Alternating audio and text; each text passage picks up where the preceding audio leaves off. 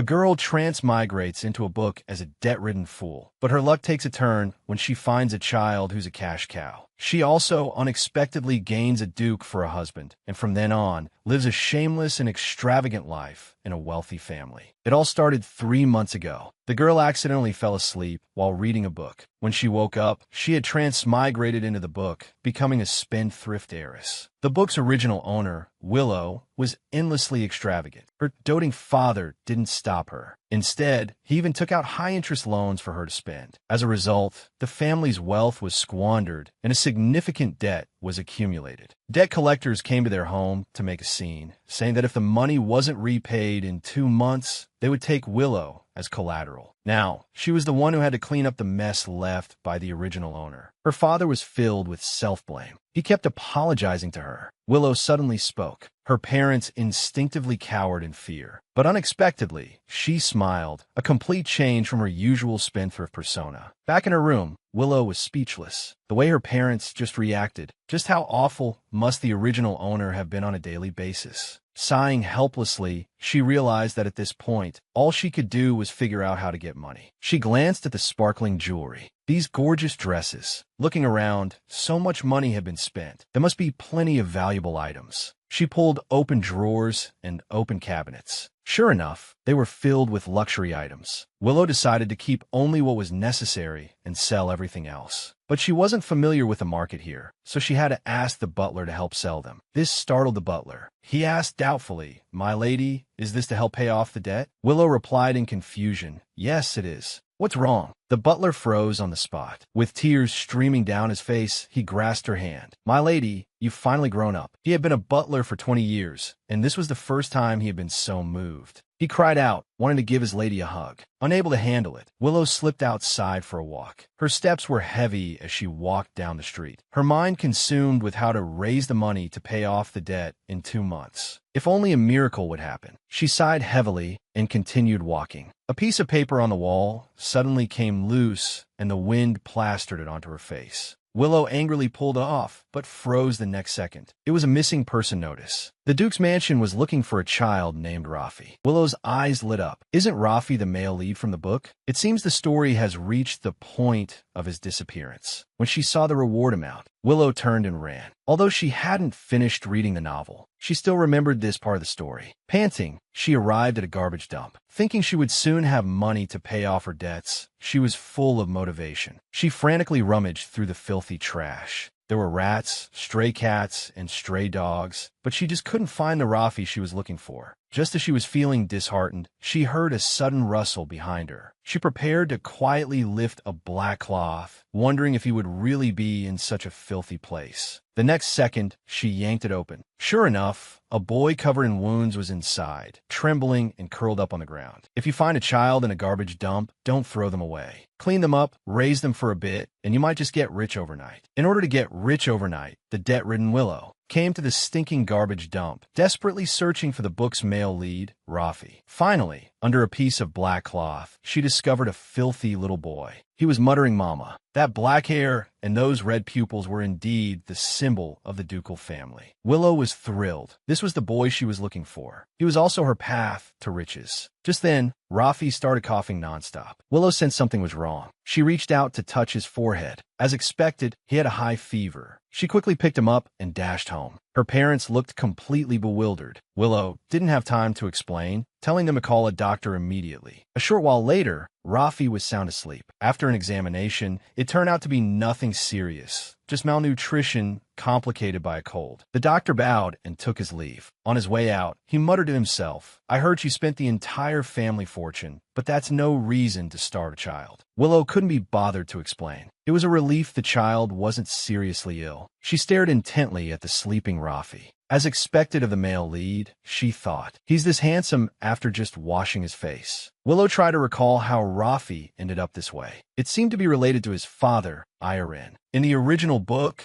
Iren fell in love with a woman while recuperating in the countryside, and they had Rafi. But Iren's father refused to let them marry on the grounds that Rafi's mother was a commoner. Only after his father passed away did Iren bring the mother and son back. But they were in a carriage accident on the way back, and only Rafi survived. He had been wandering ever since, even sleeping in the garbage dump. Thinking of this, Willow felt a pang of guilt. She was treating a child who had lost his parents as a money tree. How would she explain things when he woke up? But to pay off her debt, she could only console herself. Once I get the money, I won't see him again, so why worry about it? Besides, the Duke in the book is very doting toward his nephew. He'll surely comfort him well. Inside the Imperial Duke's mansion, Duke Chester wore a grim expression. "You say this child is my nephew?" The man pointed to the child's black hair and red pupils, stating that the appearance was correct. Chester's gaze turned icy, and the child trembled in fear. He told the man to go collect his reward, then ordered someone to give the child a special juice. With one sip of the juice, the boy instantly reverted to his original appearance. Chester slammed the table, radiating killing intent. "This is clearly your own child. How dare you try to deceive me?" The man was scared out of his wits. He wasn't the first or second person to use a magic potion to commit fraud. How could the Duke not be prepared? After dealing with the man, Chester collapsed into his chair. Dealing with these people blinded by greed all day was giving him a splitting headache. "If only I knew how my nephew is doing now," he thought. Meanwhile, Willow was watching over Rafi without leaving his side, praying for him to be safe. The girl was only 20, yet she had a 5-year-old child. Her parents were so shocked they nearly fainted. Willow explained that the child's name was Rafi and that he was the boy the Duke's mansion was looking for. Her parents breathed a sigh of relief. Willow was speechless that such a misunderstanding could happen when she was only 20. She told her parents not to worry, explaining that Rafi was still sick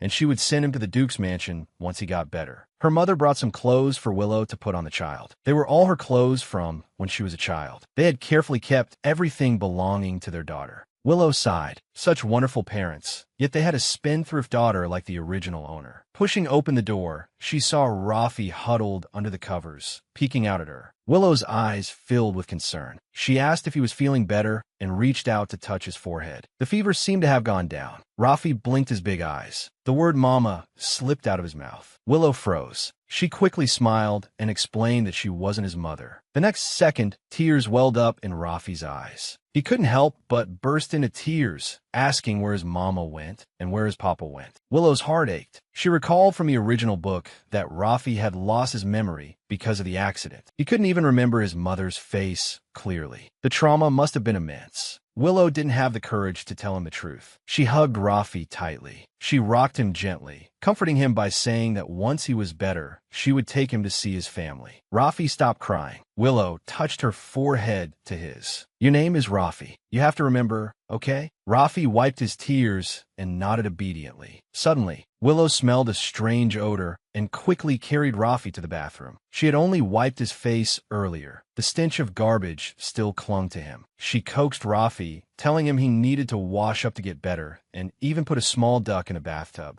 But Rafi was clearly growing more nervous. He gently dipped his little foot into the water and immediately screamed in fear, clinging tightly to Willow, his body trembling nonstop. Under Willow's gentle care, Rafi finally finished his bath, but he was still sulking. After Willow coaxed him, he deliberately blew bubbles in the water and threw a tantrum, refusing to eat. Willow remained very patient and used a little game to entice him. Rafi instantly became excited. His earlier unhappiness was completely forgotten. Willow didn't understand what she was doing. She had originally planned to just take care of him until he recovered and then send him back. But remembering how terrified Rafi was during his bath, it was obvious he had nearly drowned in the past. He was only 5 years old, yet he already had such trauma. Willow found it impossible to treat him with indifference. Besides, he was so adorable. How could she possibly ignore him? Things being as they were, she just had to be careful not to develop feelings for him. Meanwhile, a masked man was berating his incompetent subordinates. "A bunch of good-for-nothings. I'll give you one more month. You were to bring me that child's body if you have to." The cute kid rescued from the garbage dump that was being spoiled to the heavens by her family. Rafi hid shyly behind Willow. He quietly greeted everyone, "Hello. Hello." Her parents were instantly charmed. Who wouldn't love such an adorable, handsome child? Willow gently pushed Rafi forward, telling him they were her mom and dad. Rafi looked them up and down with curiosity. He turned to Willow with an excited face. "Why is there another Willow?" Her father pointed to himself. "What about me, child? Do I look like Willow too?"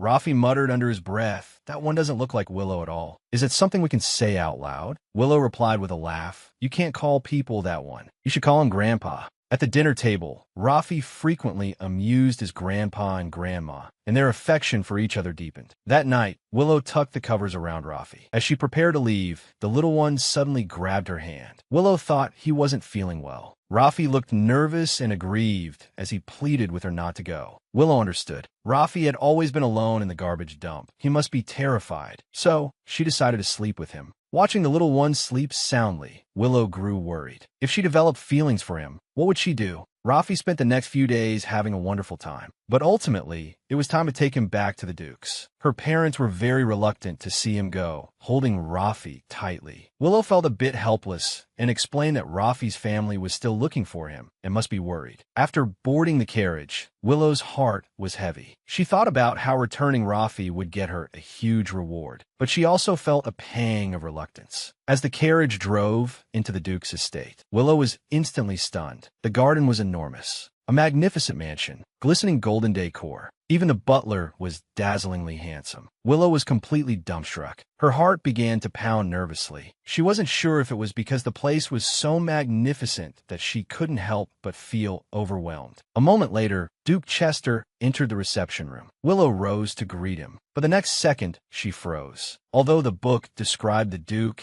as incredibly handsome, this was the first time she had seen someone handsome to this degree. Willow couldn't help but exclaim, "Damn, what a handsome devil." Realizing she'd spoken her thoughts aloud, she quickly covered her mouth, praying no one had heard. But Rafi, who loved a good spectacle, asked her what handsome devil meant. The atmosphere instantly dropped to a freezing point. The scene became incredibly awkward. She found a child and brought him home, only to be treated like a con artist, all because she was a well-known spendthrift. Upon seeing Duke Chester, Willow had a moment of fangirling. She then curtsied, introduced herself, and pointing to Rafi, said, "This is the child your grace is looking for." Rafi gave a small bow and greeted him quietly. Chester's eyes grew cold as he stared intently at him. Willow felt annoyed. "With that black hair and red pupils, he's obviously one of your family. Why are you staring so hard?" she thought. Chester shifted his gaze to stare at Willow, making her feel a little intimidated. In fact, when the butler announced Willow's arrival, Chester hadn't wanted to see her at all, because rumors of Willow being a spendthrift who had bankrupted her family were rampant. He feared she had her eye on the reward money and had just picked up a random child. Chester loathed people who lied and scammed for money, and he would never let them get away with it. Looking at the skinny Rafi, Chester was furious. To gain sympathy, this fraud had deliberately starved the child. "Are you Rafi?" Chester leaned down to ask. Rafi nodded obediently. Willow said, "I am Rafi." Chester's brow tightened. He then asked Willow where she had found the child. Willow hesitated, but finally decided to tell the truth. He was found in a garbage dump. This made Chester even more certain the woman was putting on an act for sympathy. He pressed on, "Why was the child in a place like that?" Willow didn't know how to explain. She couldn't very well say she was a transmigrator. Rafi suddenly spoke up. Willow said, "It's because I have amnesia, so I can't remember." Chester gritted his teeth. She's quite clever, he thought. Afraid of being questioned further, she told the child he has amnesia.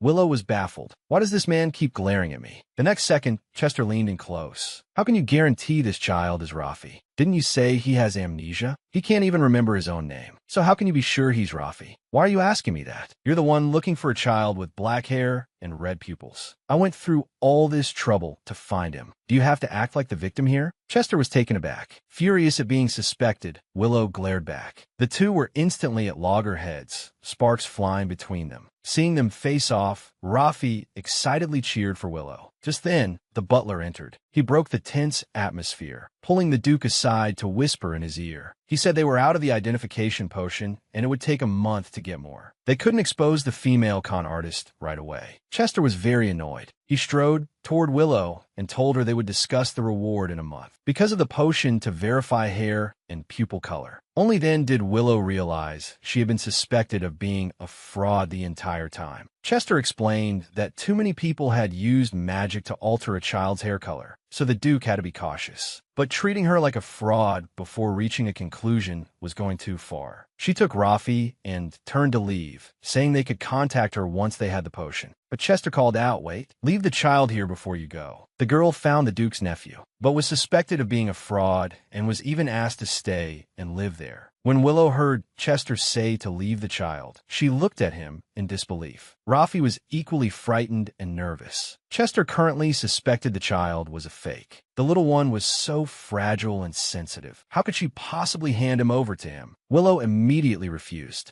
Chester thought it was an issue with the reward. He guaranteed that if the child's identity was confirmed, he would definitely pay the reward in full. But that wasn't what Willow meant. She was determined to take Rafi home. Chester grew angry. "I'm just letting the child stay in a better environment for a while. Why do you insist on taking him back?" Willow felt aggrieved. Was he implying her home was a bad environment? She lowered her head and asked Rafi if he wanted to stay. Rafi shook his head, saying he wanted to go back and see his grandpa and grandma. Willow was quite smug. "See, Rafi said he wants to go back to our house." Seeing the tension escalating, the butler quickly interjected to break the deadlock. "Miss, if you take the child back with you, you could be in danger. After all, the House of Hillows has many enemies." Willow froze. She recalled that in the original book, many villains did appear, and they were targeting the House of Hillows. They had committed all sorts of crimes. If they found out about Rafi, it would likely be very dangerous. It could even endanger her kind family. But she really couldn't bring herself to leave Rafi behind. But in Chester's eyes, Willow was a hypocritical fraud. He couldn't let the child be taken away by her. After thinking for a moment, he suddenly proposed, "You and the child will both stay here for 1 month." Willow was stunned. The butler was equally surprised. That evening, the butler arranged a room for Willow and informed her that her family had been notified. Willow wanted to go home to pack some things, so she asked the butler to arrange a carriage for early the next morning. Since Rafi was afraid to sleep alone, she needed to leave before Rafi woke up. As she left the room, the butler thought, if Willow is the fraud the Duke claims she is, then her acting skills are truly impeccable. But Chester had instructed him to report her every move in detail. The butler couldn't understand why the Duke was so focused on her. As night fell, Rafi looked at the stars outside the window and reached out as if to grab them. When he couldn't, his eyes grew teary. Willow watched him gently and said, "The stars are twinkling right there in Rafi's eyes." They met each other's gaze for a moment. Rafi's face lit up. "Really?" Willow's eyes are sparkling too.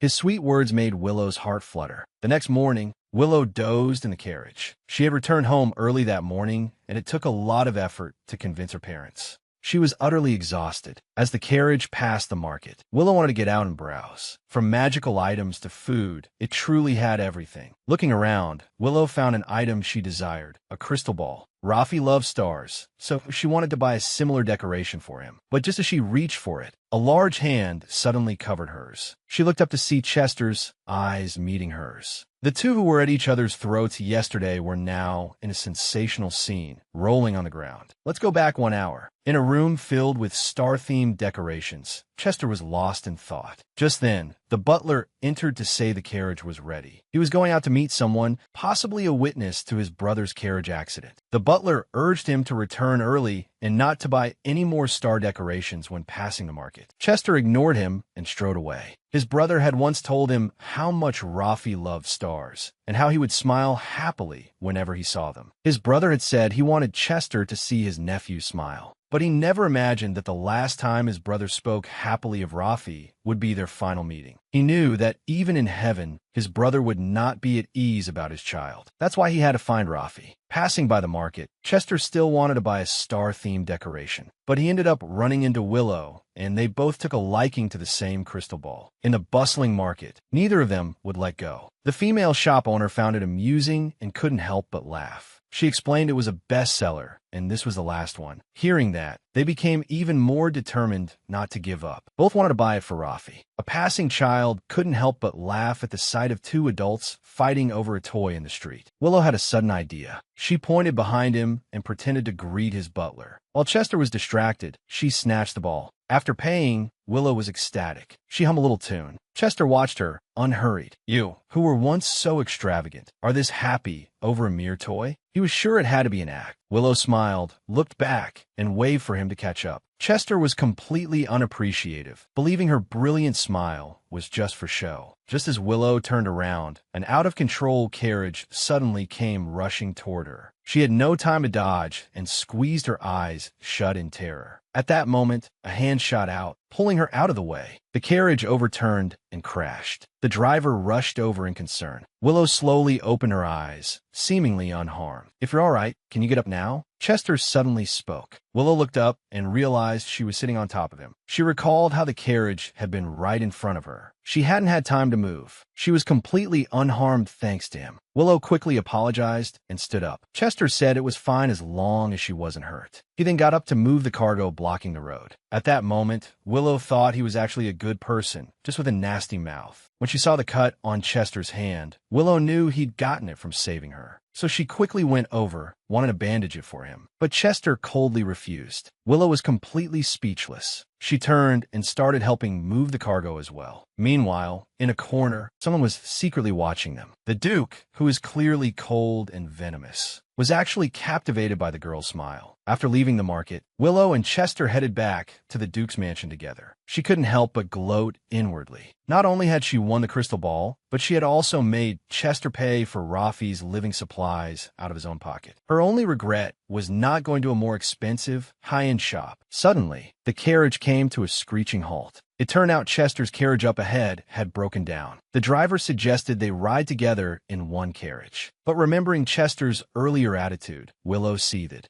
Still, she had to make a token offer. Your Grace, would you like to ride with me? As expected, Chester refused and told her to go on ahead. This was exactly what Willow wanted. But the driver earnestly tried to persuade them to travel together, as the repairs would take a long time. Remembering the butler's reminder to return early, Chester hesitated. He then agreed to go back together. Willow's expression changed instantly. Fine. What a hypocrite, she thought. The atmosphere in the carriage was extremely awkward. Willow was speechless. With so much luggage in the carriage, he still insisted on sitting directly across from her. It was so cramped, and as the carriage swayed, their legs kept bumping into each other. Chester was also at a loss. He wondered if crossing his legs would help, but he ended up pressing right against her. Not to be outdone, Willow forcefully pushed back with her knee. Chester was puzzled. Is this woman pushing my leg? Willow became alert. Hey, is he pushing back? The two of them were locked in a stalemate, like school children fighting over territory. A sudden lurch of the carriage broke their standoff. Chester turned his head away, pretending nothing had happened. Willow was shaking with rage. She suppressed her fiery temper. Rather than argue with that guy, she might as well close her eyes and rest. Chester was speechless, looking at Willow, who had fallen asleep in an instant. Just a moment ago, she was picking a fight, and now she's out like a light. But as he watched Willow, he couldn't take his eyes off her. Perhaps it was her stunning sleeping face. That had Chester a little mesmerized. The next second, he was suddenly startled. He reminded himself never to judge a book by its cover, because his father was just like that. In the eyes of the world, he was incredibly innocent, but behind the scenes, he would abuse him at the slightest disagreement. He secretly glanced at Willow, thinking she might be faking it. But as the carriage swayed, her head slammed against the window with a thud. This shocked Chester. How could she still be asleep after hitting her head so hard? The carriage ran over a stone. Willow's head continued to knock around wildly, but she remained fast asleep. It made Chester break out in a cold sweat. The next second, he involuntarily reached out his hand, gently cupping Willow's head. Willow slept even more soundly, her cheek constantly nuzzling against his hand. Chester didn't resist, just thinking what a strange woman she was. The boy was only 5 years old, but he had lived in a garbage dump for a month. Although he was brought home now, he still felt insecure, always afraid of being abandoned. At this moment, inside the Duke's mansion, Rafi was running frantically, crying and shouting for Vivi. The maids couldn't catch him. The butler, Luohan, learned it was because Rafi woke up and didn't see Willow, which is why he was acting like this. At this moment, he finally understood why Willow had gone out at dawn. Seeing the carriage arrive at the entrance, Luohan hurried downstairs, thinking of having Willow quickly comfort Rafi. Meanwhile, in the carriage, Willow was sleeping with her head pillowed on Chester's hand. Luohan opened the carriage door, and Chester immediately pulled his hand away. Then he strode out of the carriage. Willow woke up groggily, rubbing her swollen head. Chester was annoyed. She didn't feel it when her head was being knocked around just now. It's only starting to hurt now. Just as he was about to enter the door, he was suddenly startled. It was Rafi, who had darted over with a swoosh. With teary eyes, he ran to Willow, blaming Vivi for being a bad person and leaving him all alone. Willow gently patted his back, soothing the little one's emotions. Luohan thought she was very good at taking care of children, but Chester frowned deeply, indicating that before their identities were confirmed,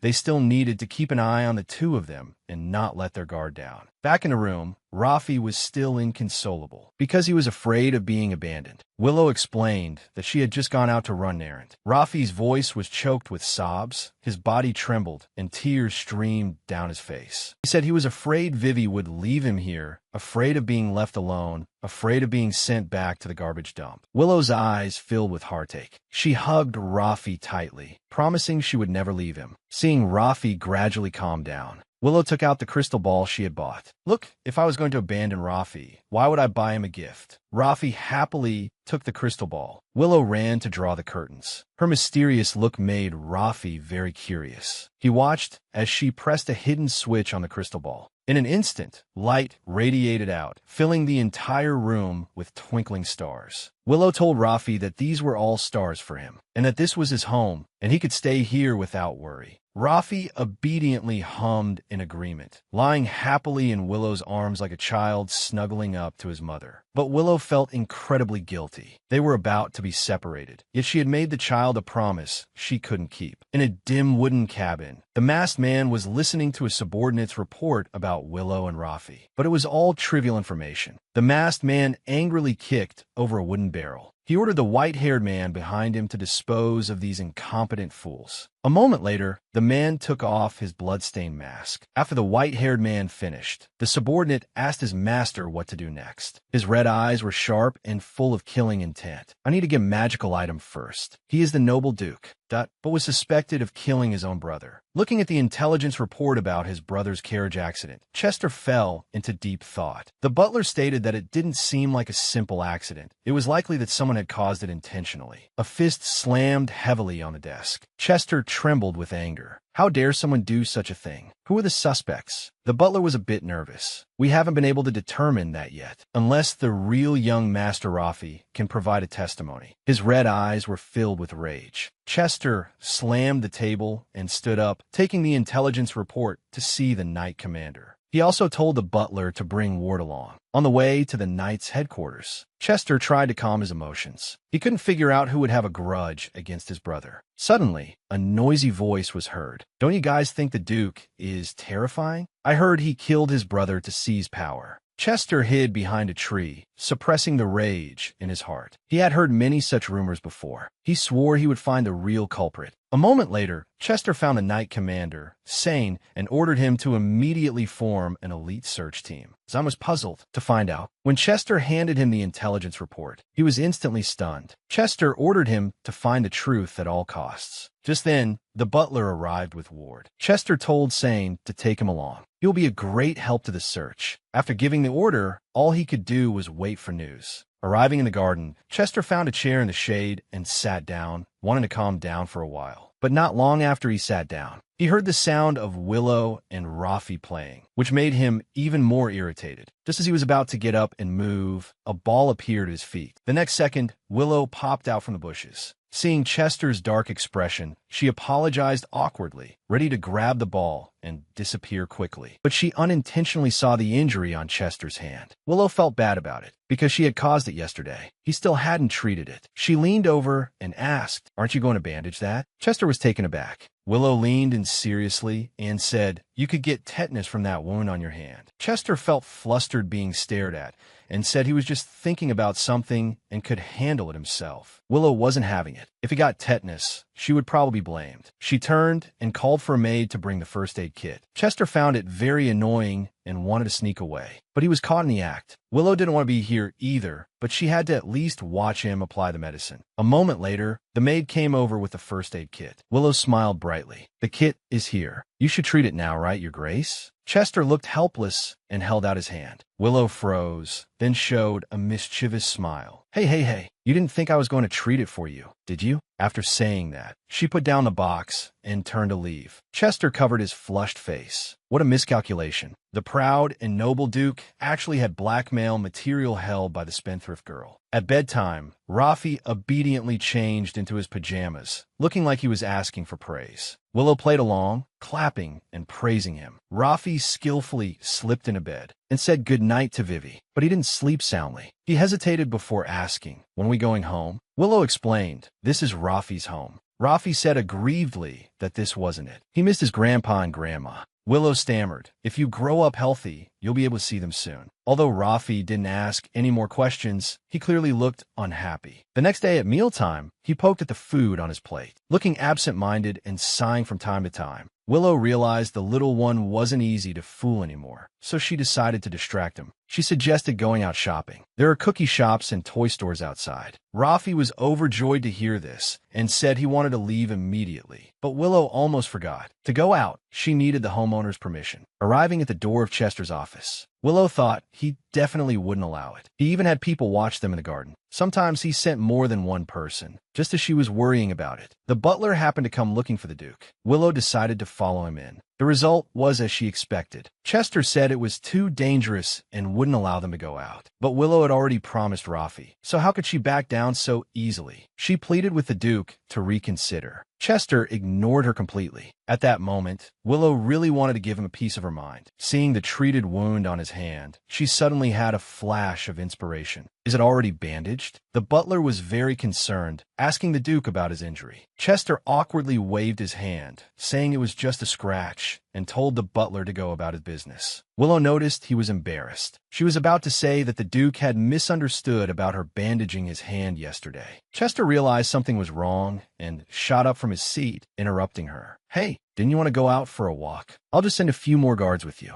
Willow's scheme succeeded. She waved happily and left. Chester trembled with anger, thinking, as expected of swindler, using blackmail to force my hand. On the street, Rafi was flying with joy. When they passed a toy store, the little guy's eyes lit up. He liked this one and wanted that one too. Willow started to panic. She looked at her purse, and her face darkened. Having squandered her family fortune, she only had loose change left. The word poor was practically written on her forehead. Just then, she heard a candy stall vendor. The price wasn't expensive. Willow could still afford it. Holding the candy, Rafi skipped happily. Willow was very satisfied. Luckily, a single piece of candy could make him this happy. Just then, a cry of "Stop, thief!" came from behind them, and the thief was heading right for them. It was her first time taking the little one out shopping, but she ran into two weirdos and almost fell into the villain's trap. Seeing the thief suddenly rush towards Willow, the guards quickly blocked the way. One of them even gave chase. Before Willow could react, a noble woman came running after, collapsing to the ground, out of breath. A guard went to check on her. Willow was still shaken from the incident. Just then, Rafi clenched his small fists. "If that thief uncle comes back, I'll protect Vivi." Before his voice faded, the thief unexpectedly circled back and was rushing towards them again. This gave Willow a huge fright. She quickly hugged Rafi and waited for the next second. The thief tripped over his own feet and fell flat right in front of them. Willow tried hard not to laugh, thinking, why the sudden performance art? Rafi saw the bag on the ground and quickly ran to pick it up. Willow was terrified. She quickly picked up the little one, and the thief took the opportunity to slip away. Just then, the noblewoman came to Willow's side, expressed her gratitude, and then quickly snatched the bag back. Willow was speechless. She thought, her words say thank you, but her actions are not polite at all. The next second, the noblewoman took out a bracelet, so it was a token of thanks, and stuffed it into Willow's hand. Then she ran off in a hurry. Willow stood there stunned, unable to react, looking at the bracelet inlaid with gems. Recalling what just happened, she felt something was strange. The woman didn't thank the guards who helped, but gave a thank you gift to her instead. Could this be a cursed item? Did they stage this whole act just to give it to me? Just then, Rafi pulled her along to continue shopping. He skipped into a luxury goods store, while Willow's mind was preoccupied with how to deal with this strange bracelet. Seeing his favorite stars, Rafi was completely captivated. The owner said there was only one of these music boxes left. But unfortunately, Willow didn't have enough money. Seeing how much the little one liked it, her heart ached. Just as she was agonizing over it, she suddenly had an idea. A moment later, the two of them walked out of the pawn shop. It turned out Willow had sold the strange bracelet. Now she could not only buy the music box for Rafi, but she also wanted to spend all the remaining money. She was seen shouting at the top of her lungs, treating people on the street to free drinks. Money from such a suspicious source should be spent quickly. Meanwhile, the thief and a noblewoman were reporting today's events to the masked man. Learning that the bracelet had been sold, the masked man trembled with anger. He told the two to get lost and retrieve it immediately. That was an expensive magical item. What a vain woman. Someone gives you a gift, you should wear it. Why did she have to sell it? The masked man grumbled incessantly. Just then, the white-haired man behind him spoke up. Instead of letting that woman use the magical item, we might as well use it ourselves. We need to monitor the movements inside the mansion anyway. The child she picked up from a garbage dump ended up living in the luxurious Duke's mansion because of it. In the Duke's garden, Willow and Rafi were enjoying afternoon tea, while Chester was monitoring them. The butler reported to the Duke that they had not found anything strange about Willow so far. She has been taking care of the child attentively, and not long ago, she sold all her luxury goods. She doesn't seem like the spendthrift others talk about. The butler wondered if the rumors were exaggerated. In fact, Chester knew in his heart that even absurd rumors, when repeated by enough people, can be mistaken for the truth, because he himself had experienced it. After a moment of contemplation, he felt he still couldn't let his guard down. He ordered the butler to continue watching them no matter what, then turned and left. The butler was a little confused, thinking that no matter how much he watched, he couldn't see any problems. On the other side, Willow and Rafi were playing hide-and-seek. The little one revealed his cute little feet. Willow pretended not to see and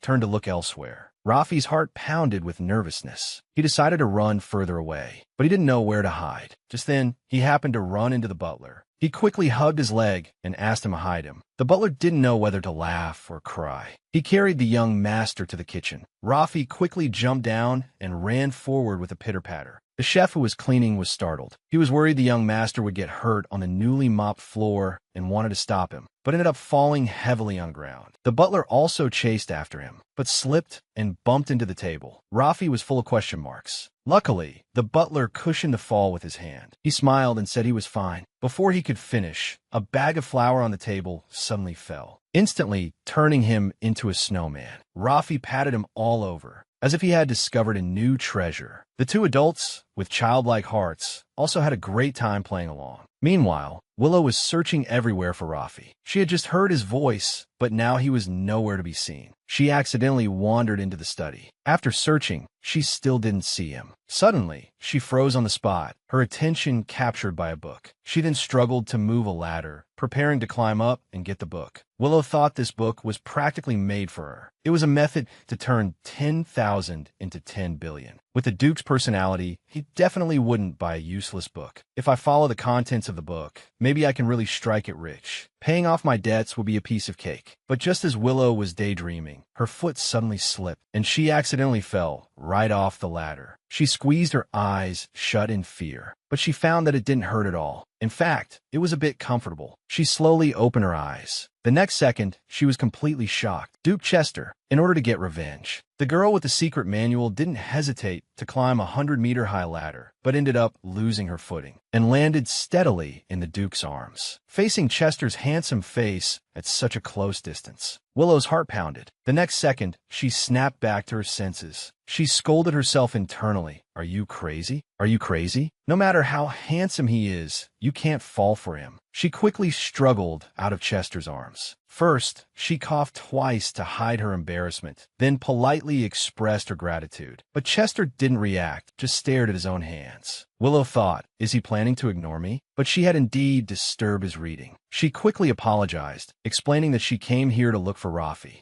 After speaking, she put down the book in her hand and hastily excused herself from the study. Chester stood frozen, still staring intently at his hands. And what he was thinking was, for a swindler, she's actually a bit too thin. And images of Willow from just now kept flashing in his mind. Chester was very annoyed. Why did he keep thinking of that woman's face? He glanced at the book Willow had left behind. It was the book on how to turn 10,000 into 10 billion. He thought the content was too absurd. He had wanted to throw it away long ago. Recalling how excited Willow was when she saw this book, Chester couldn't help but laugh out loud. Meanwhile, Willow was quickly fleeing. She felt that what just happened was super embarrassing and comforted herself that her racing heart wasn't because she was smitten, but just because she was scared from the fall. Just then, she heard bursts of laughter from behind her. It sounded like Rafi's voice. He must be in the kitchen. Willow pushed the door open and was instantly dumbfounded. The two adults and one child were having a blast. A moment later, the little one was tired and had fallen asleep. After thanking the butler and the chef, Willow left carrying Rafi, looking at the little one's adorable face. Even though he had made a mess of the kitchen, Willow couldn't bring herself to be angry at all. Night fell. The Duke's mansion seemed very peaceful. But suddenly, a sound came from a tree, and it was a small, white-furred cat. Seeing the patrolling knight, the white cat leaped from the tree with a swoosh. When the knight saw the kitten, his heart softened. He went forward, wanting to take the cat to find its owner. But the next second, the white cat's meow started to sound strange. The ruby on its chest began to glow. The knight stood frozen, his eyes wide. Suddenly, a blinding white light illuminated the entire night sky. In that instant, the white cat disappeared, leaving only the knight standing there. His expression was solemn, his gaze icy. He reached out and touched the ruby on his chest. His pupils emanated a sharp, killing intent. The handsome, rich, and proud Duke was actually going to fight a dog for its food. What on earth was going on? In the training grounds, the knights were training. Chester walked over in a hurry, calling for the knight commander, Sane, asking him to report the search results of his brother's accident. Sane lowered his head in guilt. Although they had been searching carefully these past few days, they hadn't found anything. He thought the Duke would be furious, but the result was the exact opposite. Chester said they had worked hard and that the search team should get some rest. Sane was a little surprised and suggested expanding the search area. But Chester disagreed, telling them to go back and wait for orders first. In fact, he knew in his heart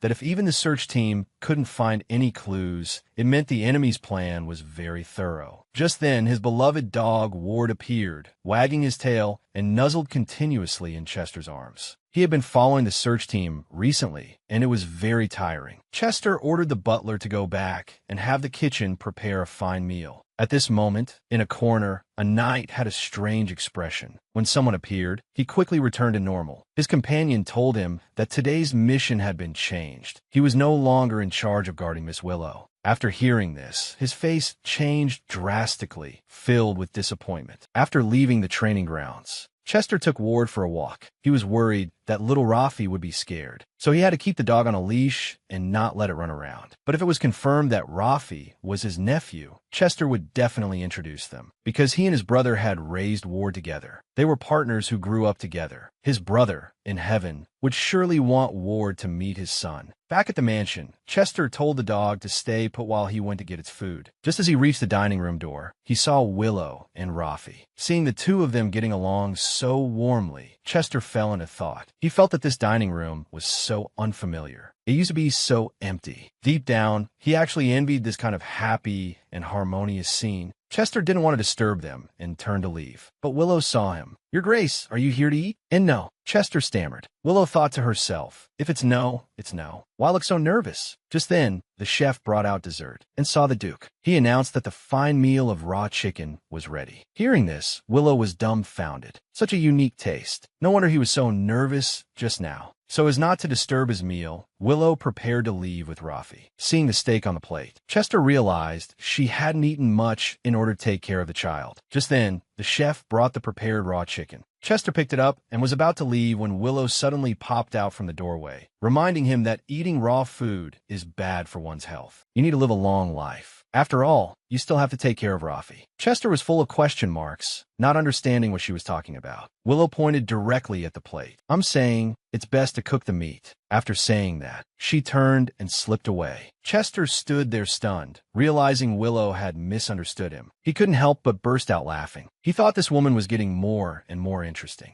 The usually proud, cold, and aloof Duke suddenly laughed like a pig snorting. The head chef just saw it by chance. He was telling his colleague about it, but the other person absolutely refused to believe him. Just then, Luohan happened to come in, interrupting their gossip. But he was also curious about what they were discussing. The chef said the head chef had lied to him, claiming to have seen the Duke laughing out loud. The head chef gripped a carrot tightly, angrily explaining that he wasn't lying. Just a moment ago, when His Grace the Duke came to the dining hall to pick up a meal, that sound was suddenly heard. He went over and took a peek. It was indeed the Duke's laughter. The head chef looked at Luohan with a serious expression. He found it a bit incredible. However, the atmosphere in the residence lately did seem less cold. Meanwhile, in the garden, Rafi was hopping around happily. Willow had a headache. The child was indeed energetic after a meal. In the blink of an eye, the little one was on the ground again, rolling around ceaselessly on the grass. Willow was terrified. She hurried over to see if he was hurt, but Rafi just beamed with laughter. He was just a little dirty. Then he scampered off to play again. Seeing the little one so happy, Willow let him be. Rafi ran further and further away. She squatted down behind him. Suddenly, Rafi shouted loudly for Waiwi. Willow realized something was wrong and ran over in a panic. But she found Rafi with tears streaming down his face, trembling and collapsed on the ground. And she was also filled with shock, because in front of them was a vicious dog, growling fiercely. She told Rafi not to move at all, to stay right where he was, and she would. That'd be right there. Willow had a premonition. If they moved even slightly, that vicious dog would charge. In that instant, the vicious dog started to shift its paws, letting out repeated growls. Rafi grew more and more frightened, tears streaming down his face. Don't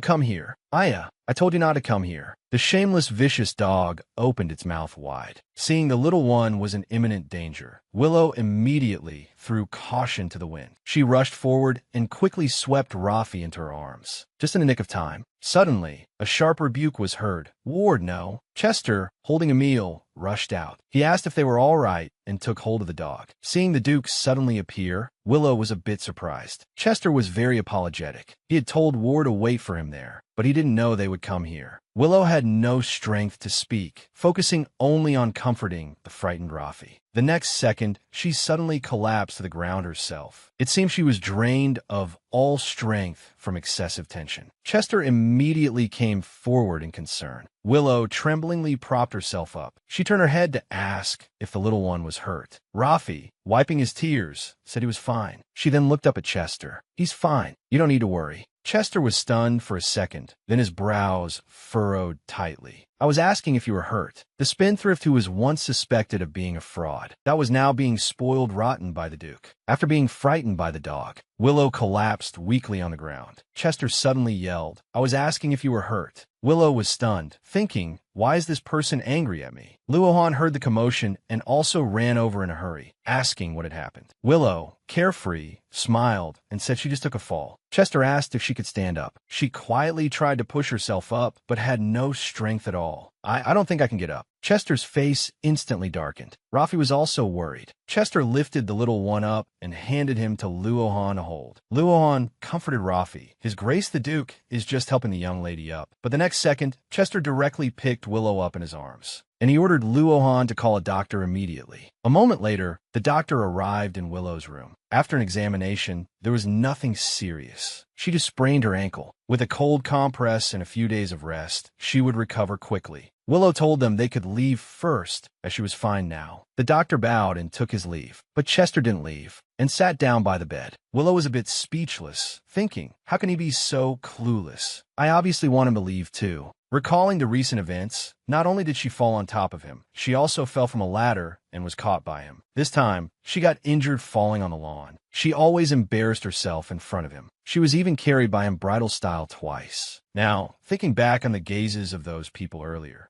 Willow felt extremely embarrassed. Just then, Chester suddenly spoke up. I'm sorry. Willow was puzzled. Huh? Why are you apologizing? Chester lowered his head guiltily, explaining that he hadn't fastened Ward's leash properly, which is why she got hurt. Only then did Willow understand. So that majestic dog was named Ward. She immediately said it was okay. After all, Rafi wasn't hurt, and Ward didn't do it on purpose. Willow was still all smiles. Chester paused for a moment, then asked what she wanted as compensation. Willow laughed. Then buy me a fooding residence. It was meant as a joke, but Chester took it very seriously. He pressed her for details. What district she wanted, what style, what color scheme. Willow waved her hands repeatedly, indicating she was just joking. But if she didn't make a request, she was afraid Chester wouldn't let it go. So she said that he could just introduce Ward to them later and have him apologize in person. Chester was very surprised. He hadn't expected this female swindler to be so magnanimous. After he left the room, Rafi was struggling at the door, wanting to see Waiwi. Chester held him and comforted him. Waiwi is fine. She'll get better soon. But you have to be quiet so Waiwi can rest well. Rafi obediently agreed and scampered towards the room. Seeing the Duke's clothes were a bit dirty, Luohan knew he had been in such a hurry just now that he didn't have time to notice such things. So he couldn't help but ask, "Are you that worried about Miss Willow?" Chester was caught off guard by the question. Recalling how nervous he had been just now, he was suddenly speechless. He quickly changed the subject, telling Luohan to find a way to get the magic key to verify Rafi's identity as soon as possible, because he had a strange feeling that he might have misunderstood Willow. The maids were always gossiping about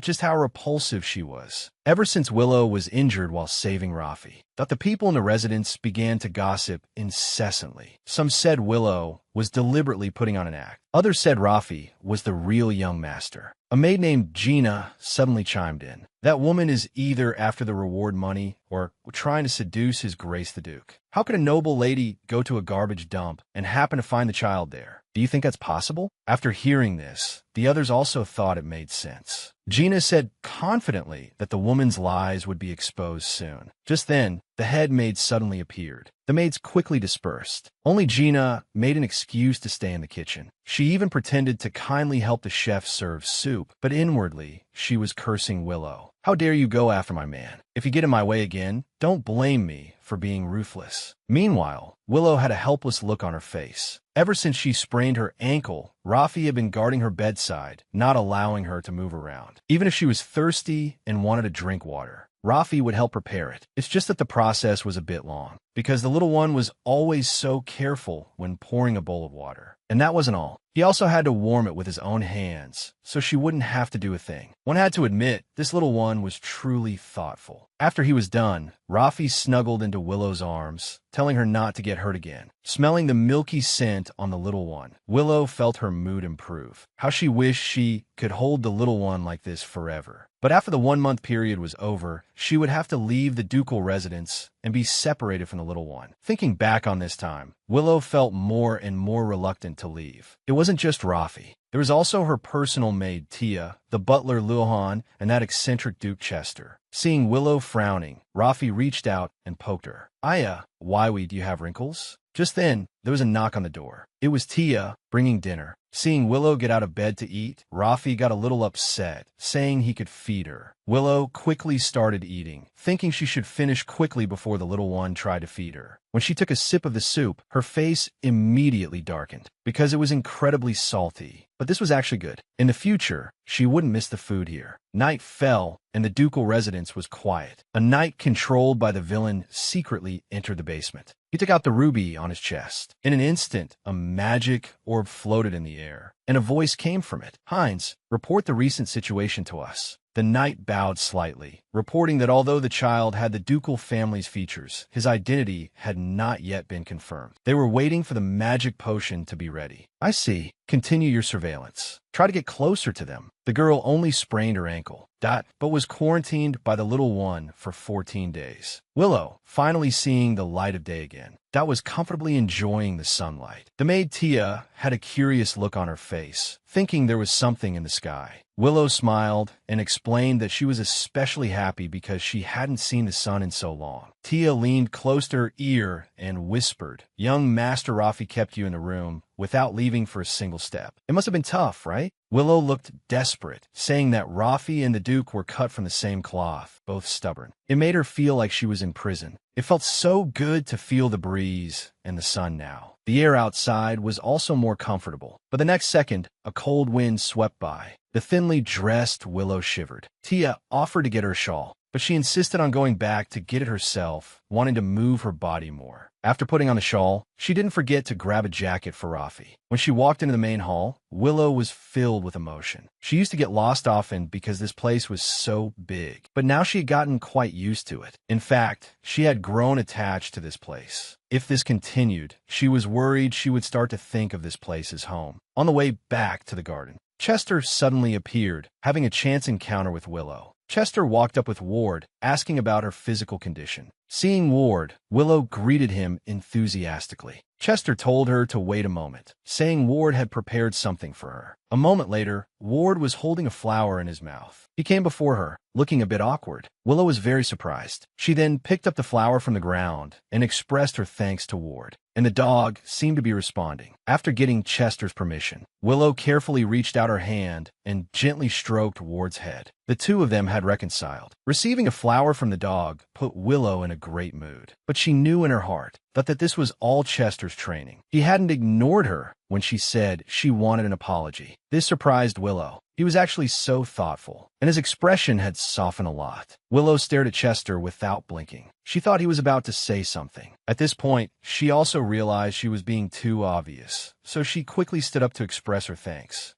And then hurriedly left, leaving Chester stunned on the spot, staring at Ward. Recalling how Willow had just been staring at him intently, Chester's face instantly began to flush. The seemingly arrogant and noble Duke, who would have thought he was a perverted peeping Tom. This day, while Willow was feeding Rafi, Chester was peeking from the dining hall entrance. The chef passed by and greeted him warmly, which startled him. He angrily explained he was just passing by. Then he quickly slipped away. From then on, wherever Willow appeared, Chester's figure could always be seen and always hiding in some corner. This behavior really angered Willow. Isn't this clearly surveillance? She thought. One afternoon, Willow was playing with Rafi in the garden. She was very annoyed by this. Tia saw her sighing and asked what was wrong. Willow leaned close to her ear and told her to sneak a peek at the bush behind them. Tia heard this and glanced over. When she saw Chester, she was instantly shocked. Willow was furious, saying the Duke had been constantly watching her lately. Tia was even more surprised to hear this. Willow sighed helplessly. He must still suspect I'm a fraud. He's watching me because he's afraid I'll harm Rafi. But Tia didn't think so. With so many servants around, why would His Grace the Duke watch you himself? Besides, who would be so obvious when they're spying? Maybe he has something he wants to say or wants to get closer to young Master Rafi. Willow thought that was possible and decided to ask him herself. Meanwhile, Chester looked bewildered. He didn't understand what he was doing either, so he wanted to get closer to them.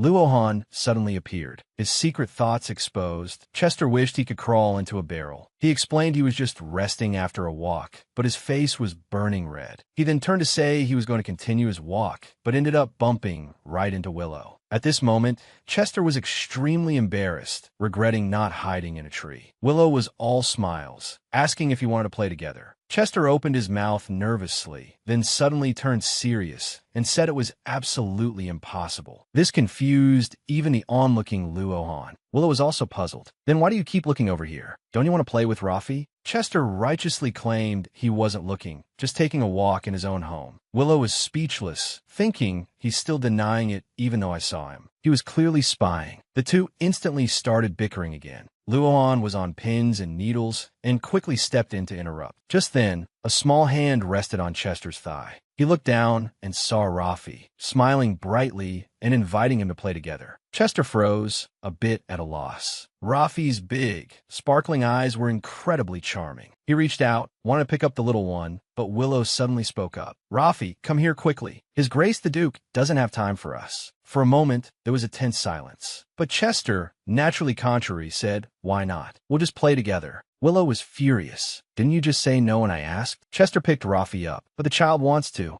For Rafi's sake, Willow had to compromise. Watching their figures playing together, thought they really looked like a family of three. One second, he was extremely serious. The next, he was playing happily with the child. This is Tsundra Duke, who says no, but his body says yes. Back inside the house, Rafi enthusiastically pushed open the door and invited Chester in, wanting to show him his treasures. But Chester wasn't in high spirits and said he had to go back to work. Rafi's eyes immediately welled up with tears, thinking he didn't want to play with him anymore. Just then, Willow, who was behind them, suddenly spoke up. Why not? Doesn't the child want to? Chester turned back and glared at Willow. Choosing to ignore her, he said, then I'll play with you a little longer. After speaking, Chester led Rafi inside. Willow also followed, got them in. She originally didn't want to let that guy in, but for the little one's sake, she relented. Rafi took out a crystal ball to show Chester. This is my treasure. Isn't it beautiful? Chester was stunned. Wasn't this the thing they had fought over at the market back then?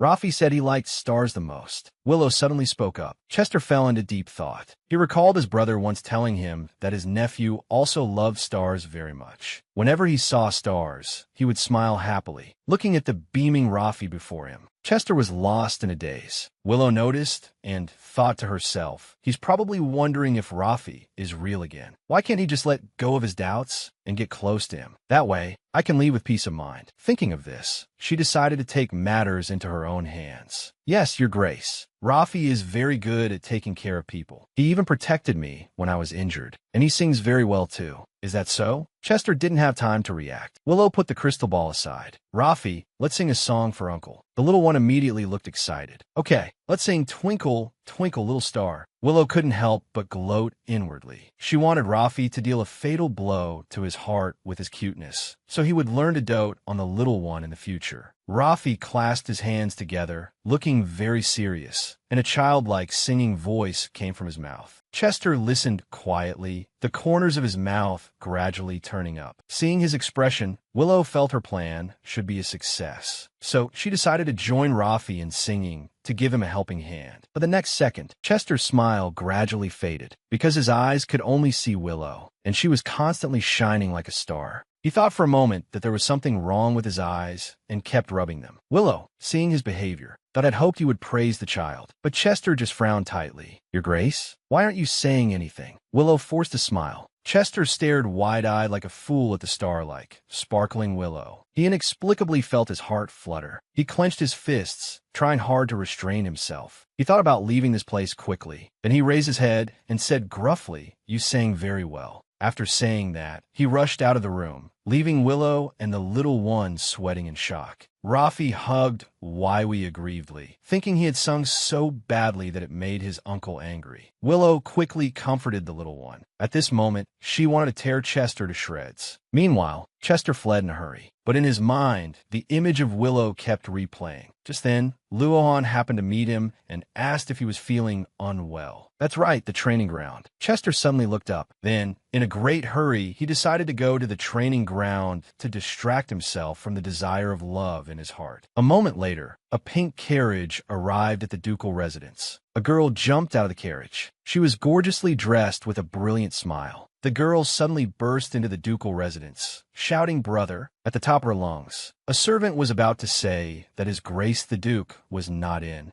but she paid him no mind and ran upstairs to look for him herself. At this time, Willow and Rafi were eating in the dining hall when they heard a clattering sound. Willow wondered who it was. The maid, Tia, told her it was a young lady named Kai. The very next second, the girl suddenly popped out from the doorway. They looked at each other, and the atmosphere became slightly awkward, but it was quickly dispelled by the girl's laughter. Willow fell into thought. She had read about this person, Kai, in the book, but she just couldn't remember which character she was. So this child is Rafi? We finally found him. Kai suddenly shrieked. Willow was startled. His black hair and red eyes. He must be from the ducal family, Kai said as she moved closer, scaring Rafi into quickly running away to hug Willow, looking aggrieved. Seeing she had scared the little one, Kai quickly waved her hands and apologized. Willow comforted Rafi, saying the other person wasn't a bad person. Just then, Kai looked curious. But who are you? Willow was about to speak, but was excitedly interrupted.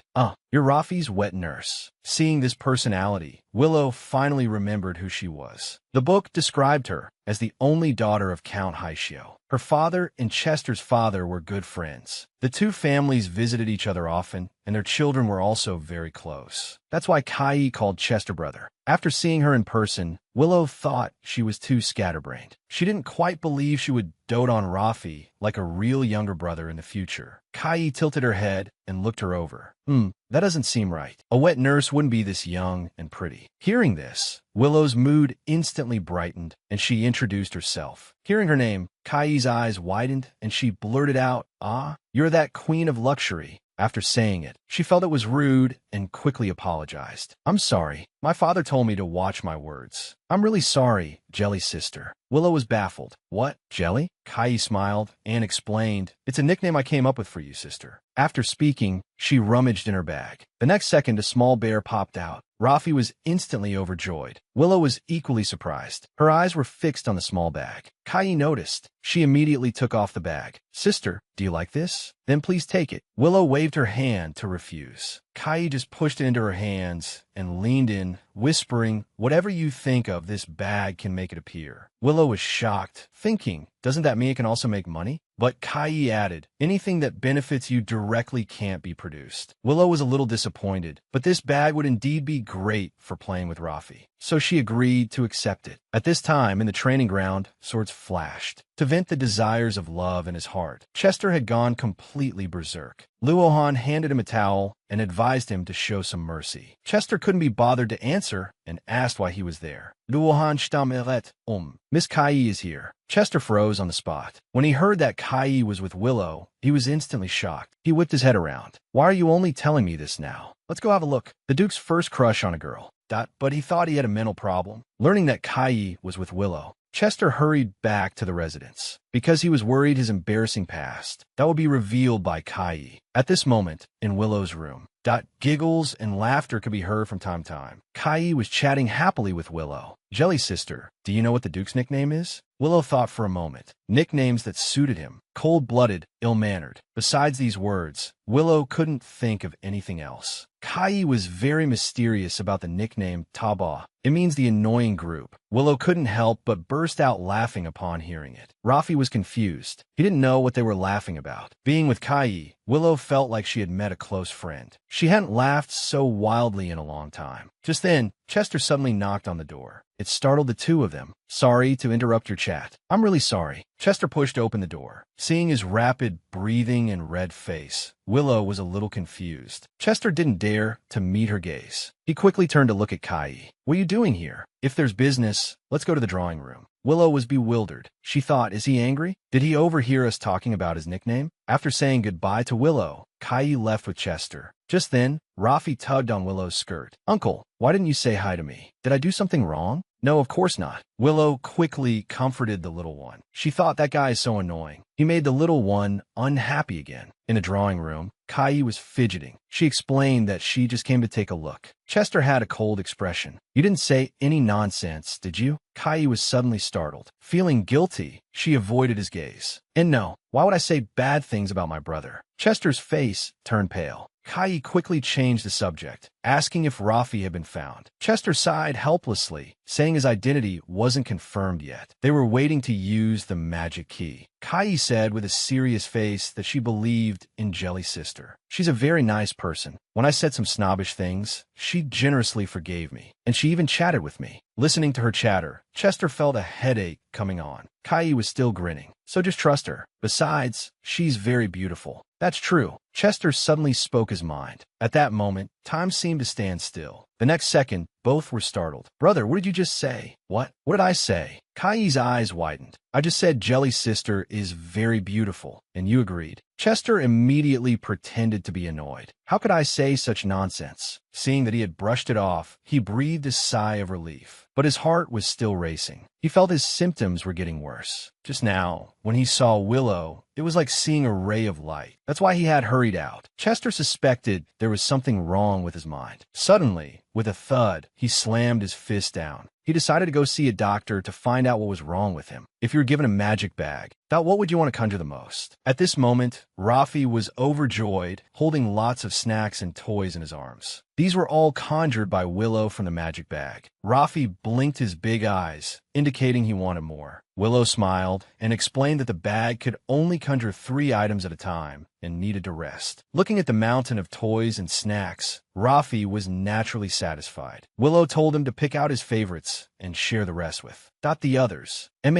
I'll pick some to give to Kai. Rafi replied obediently. Seeing the little one being so considerate, Willow was very pleased. She stared intently at the bag in her hands, glad that she had learned how to use it in advance. But now she was dead tired. She had unknowingly played with magic all night and could barely keep her eyes open. Willow collapsed onto the bed, thinking she would just lie down for a little while. But she couldn't fall asleep and leave Rafi alone. But the next second, she was sound asleep. Rafi played by himself for a while and got bored. He turned his head to look for Wei Wei, but instead heard a snoring sound. He cautiously crept closer to check if she was sleeping. Looking at Willow's sleeping face, Rafi furrowed his little brows. He really wanted to wake Wei Wei up, but he felt it wouldn't be right, because he was supposed to protect Wei Wei. But the room was incredibly boring. Rafi moved his little legs and decided to find someone else to play with him. He gently pushed open the door. He peeked his head out for a look, but there was no one outside. But the little guy was still excited. Yay, hide and seek is starting. I'm going to find all of you.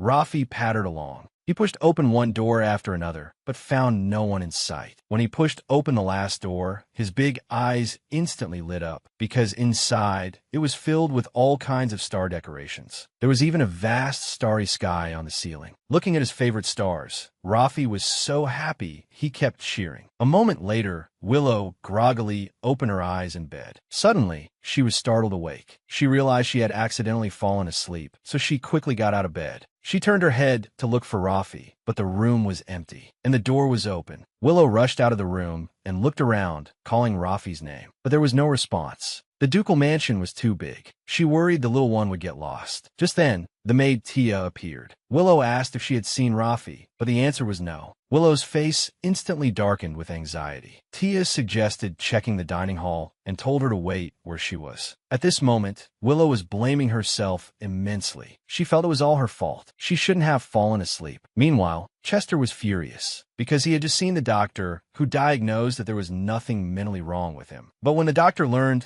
that he only got flustered when he saw Willow, he couldn't help but laugh. Chester felt like the doctor was mocking him. Suddenly, he stopped in his tracks, realizing he had unconsciously walked to Willow's door. He hastily turned to leave in a panic. He felt he still wasn't normal. But after just a few steps, he stopped again. He heard footsteps. Willow turned around with tears in her eyes. Please help me. The little one has suddenly disappeared. They searched the entire ducal mansion, but couldn't find him. Willow was on the verge of tears with anxiety. She ran into the butler, Luo Han, and begged him for help. Learning that the young Master Rafi was missing, Luo Han said he would immediately send people to look for him. He told Willow to wait there, and that he would inform her once Rafi was found. But Willow was frantic and insisted on going with them to search. She prayed incessantly in her heart that Rafi would be safe. Meanwhile, Chester's expression suddenly changed. His brows furrowed, his eyes sharp. It turned out a room door had been opened. This was the one he had decorated for his nephew. He had specifically ordered that no one was allowed to enter. He wondered who was inside. Chester prepared to go in and see. He had to catch them and teach them a good lesson. The next second, he flung the door open, about to scold them angrily. But he saw Rafi sitting on the floor, greeting him with a bright smile. Chester froze completely. Why are you here? He stammered. Rafi was thrilled. Uncle, I think I found the star room. Look, there are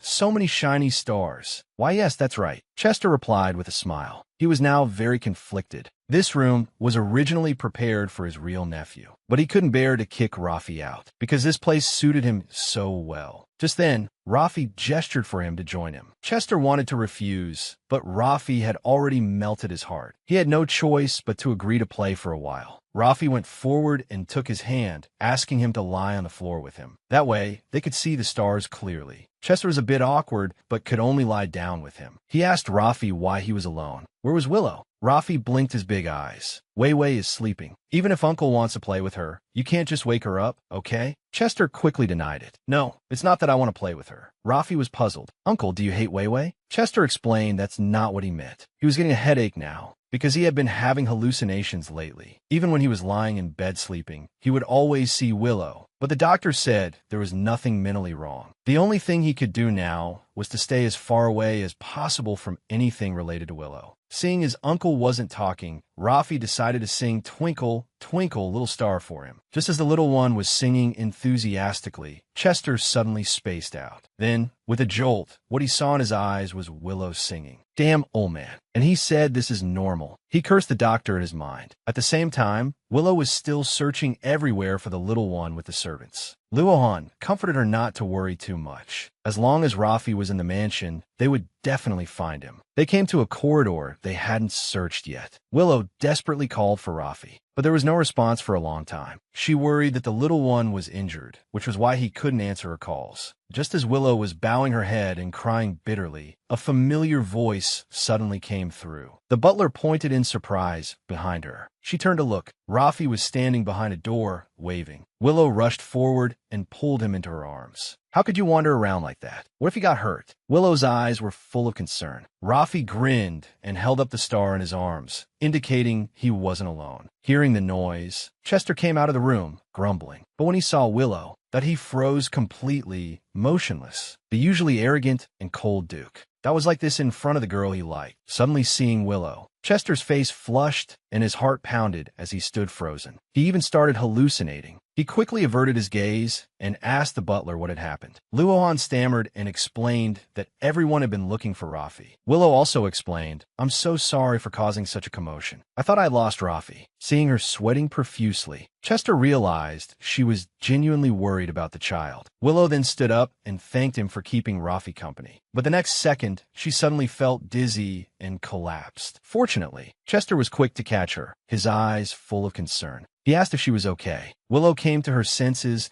and quickly apologized to him. Luohan thought it was probably the same as last time, due to excessive stress. In Chester's arms, Willow's heart pounded. She was annoyed at herself for always making a fool of herself in front of him. Can you move? Chester suddenly asked. Willow was startled. What? Of course. Seeing that she couldn't even stand steady, Chester quickly opened the door. He told Luohan to help her inside to rest. Rafi excitedly pulled Wei Wei inside. As soon as she stepped into the room, Willow's eyes widened in an instant. Obviously, she was stunned by the room filled with star decorations. The next day, the sun was shining brightly. Rafi was playing in the garden. Willow, on the other hand, was quietly enjoying her afternoon tea, sighing that it was another peaceful day. In other words, an incredibly boring day. Willow hoped the magic potion would be ready soon, so she could go home earlier. Rafi was so happy every day. It should be fine to leave him here. Besides, he had his Duke uncle to take care of him. She recalled being in the star room yesterday. She had learned from Luohan that Chester had bought all those decorations, because his older brother had said before he died that his nephew loved stars, so he specially prepared this room. Thinking about how the two of them had fought over the crystal ball at the market, Willow couldn't help but laugh out loud. Knowing that Chester doted on his nephew, she was finally relieved. Next, she just had to wait to get her payment and then leave this place. But once she left, now would it really be the end? The adorable Rafi and the people in this mansion. And Duke Chester. She would never see him again. Although they wouldn't stop her from seeing Rafi, she was, after all, an outsider. She shouldn't interfere in their affairs anymore. It would be bad if the plot deviated because of her. Thinking of this, Willow's heart grew heavy. She didn't know why she suddenly felt so down. She thought that eating something sweet would make her feel better. Tia had told her there was no more cake, so she got up to go to the kitchen herself. She would also grab the magic bag to play with Rafi. There wasn't much time left to stay here. Willow wanted to see the little one happy for a bit longer. On her way back, she suddenly stopped. She seemed to hear people gossiping about something. She listened carefully for a moment and realized they were saying that Duke Chester had killed his own brother, and that it was to seize the ducal title. The investigation was all just an act for others to see. Hearing this, Willow's face immediately darkened. She clenched her fists in anger. Who said that? Willow stepped forward and demanded. The servants were flustered, stammering, and not daring to answer. But Willow continued to press them domineeringly. "Answer me, who said these things? Amidst all the rumors, to be trusted by the person you like. That must feel blissful." In the Duke's office, Chester stood up, troubled by his duties. Wanting to take a break, he pushed open the window, and in the garden below, he spotted Willow. At this moment, it seemed Chester's heart had floated away. But he just stood there, frozen. It wasn't until the butler brought in tea that he was startled. To hide his embarrassment, he quickly turned and left, saying he was going out for a walk. He went to a small grove and took a few breaths of fresh air, feeling much more clear-headed. Chester hesitated whether to go back, worried he would run into Willow if he went forward. But his body was very honest, and he unconsciously walked near the garden. He kept taking deep breaths to calm himself, thinking this illness was so annoying. Just then, he heard voices gossiping. The content was the same as before. They said he had orchestrated his brother's carriage accident for the ducal title. The investigation was all for show. Chester frowned deeply, his face dark, but he didn't plan to engage. It wasn't the first time he'd heard these things. Just as he was turning to leave, he suddenly heard Willow's voice. Chester froze. He hid behind a tree and peeked out. He saw Willow looking very domineering, demanding to know from the servants who had said those things. "Do you have any proof?" The servants were speechless. Willow's face was red with anger. "Listen to me, all of you. This is all nonsense. Don't you dare spread such rumors again. The Duke would never do such a thing. Do you all understand?" Hearing these words, Chester's heart pounded wildly. Perhaps he felt the bliss of being trusted, and by the person he liked, no less. Just as Willow was angrily lecturing them, Chester walked out from behind the tree. The servants turned pale with fright and quickly fled. Willow felt inexplicably guilty, as if she'd been caught talking bad about someone. The two looked at each other for a moment. The atmosphere was extremely awkward. Willow turned to flee, saying she was going to the garden to find Rafi. But Chester followed along, saying he was also heading that way for a walk. Willow was a bit confused. He's not holding a grudge over what just happened, is he? She then stopped, turned her head, and said, "I'm sorry." Chester was completely bewildered, wondering why she was apologizing. "Because of the rumors just now. I happened to overhear them. You must be in a terrible mood," Willow explained awkwardly. Chester was silent for a moment. He said he didn't care about those rumors. Willow didn't quite understand why he didn't care. "If you didn't do it, you should refute them. If it were me, I'd definitely be too upset to sleep." Chester smiled slightly and asked her why she was so sure he wasn't the culprit. Willow stammered, thinking, "I can't just say it was written in the book, can I? Because you're definitely not that kind of person," she said after taking a deep breath. "If you were really the culprit who killed your brother, how could you decorate your nephew's room with so much care?" Looking at this strange woman, Chester was stunned. He thought, does she know me well? Why is she trying so hard? To look me straight in the eye with those green eyes without any hesitation and tell me that she believes in me? At this moment, in Chester's eyes, Willow was sparkling. His heart was pounding, and his face inexplicably flushed and trembled. Willow thought he had a fever and reached out to touch his forehead, but it scared him so much that he fled in a panic. The maid pushed open the young lady's door, only to be stunned by the scene before her. She saw Rafi kneeling on the bed, crying out, "Wei Wei can't die." Tia came to her senses and smiled, telling Rafi not to worry. The young lady will be fine after some rest. It turned out Willow had just caught a cold. She was worried it was contagious and asked Tia to take Rafi out first. But the little one threw a tantrum, insisting on staying by Wei Wei's side. Helpless, Tia had no choice but to lift him up. Then she zipped out of the room. At this moment, Willow finally breathed a sigh of relief. She stared blankly for a moment, then tossed and turned in bed, blaming herself for her poor health. She had already been at the ducal mansion for 3 weeks. Soon, she would have to part with Rafi. She didn't want to go on like this. She had to get better quickly. Meanwhile, in the study, Chester was hard at work. Suddenly, he slammed a book angrily. However, he was staying up all night reading novels and looking up information. He suddenly discovered that his symptoms that were exactly the same as described in the book. He would blush and his heart would race when he saw her. He would think about her all day long.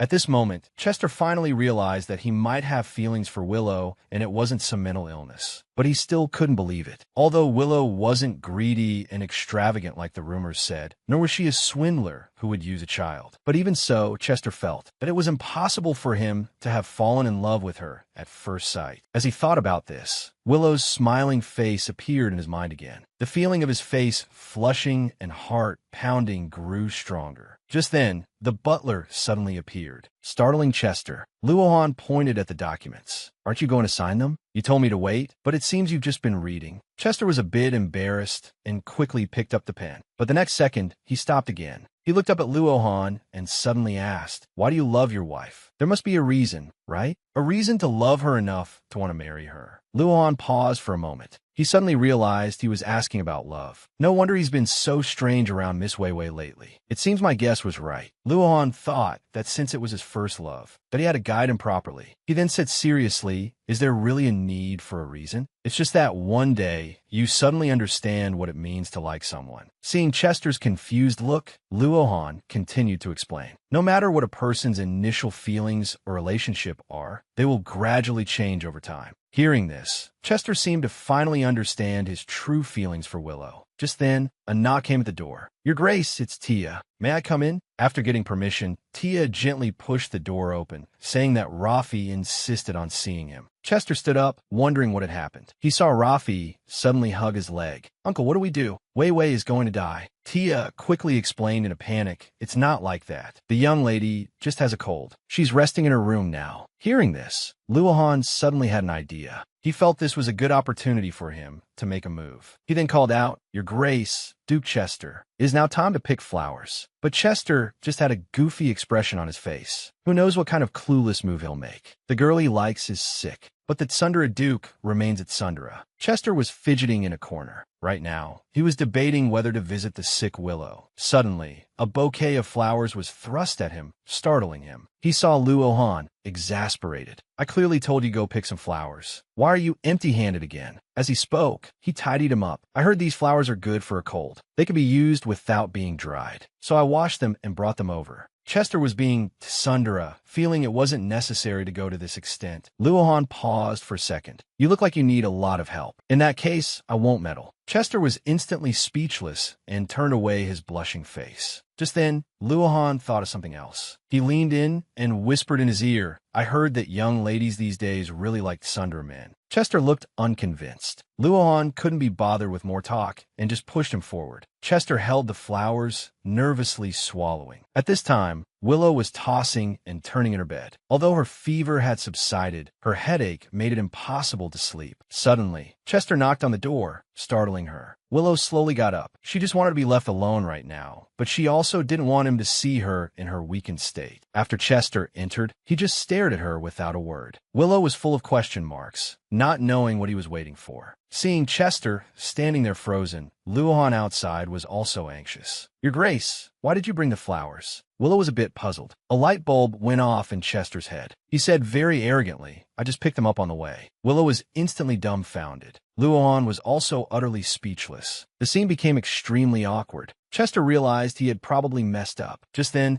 Tia brought in hot water, cleverly diffusing the awkward atmosphere. Chester took the opportunity to take the cup and hand it to Willow. "I heard these petals can be used directly," he said as he plucked the petals and put them into the cup. At this moment, his handsome appearance captivated Willow again. But she quickly snapped out of it, thinking, "Isn't this Tia's job? Why is he doing it himself? What's his scheme?" Just then, Chester reminded her to take it often. Hearing this, Willow had a sudden realization. She said she would do her best not to let Rafi catch a cold. Chester was confused, not understanding what she meant. Willow was a bit sarcastic. "You're doing all this just so I don't infect Rafi, right?" Chester was dumbfounded and at a loss, frozen on the spot. Luohan also hadn't expected this situation. He quickly ran into the room and made an excuse to take the Duke away. Back in the office, Chester slammed the table and demanded of Luohan why Willow was like that. Luohan scratched his head awkwardly. "Well, that usually works. But after all, you once saw the young lady as a swindler. Naturally, she won't accept your kindness now." Chester thought back and felt that what Luohan said made sense. It seems he could only wait for the antidote to be ready.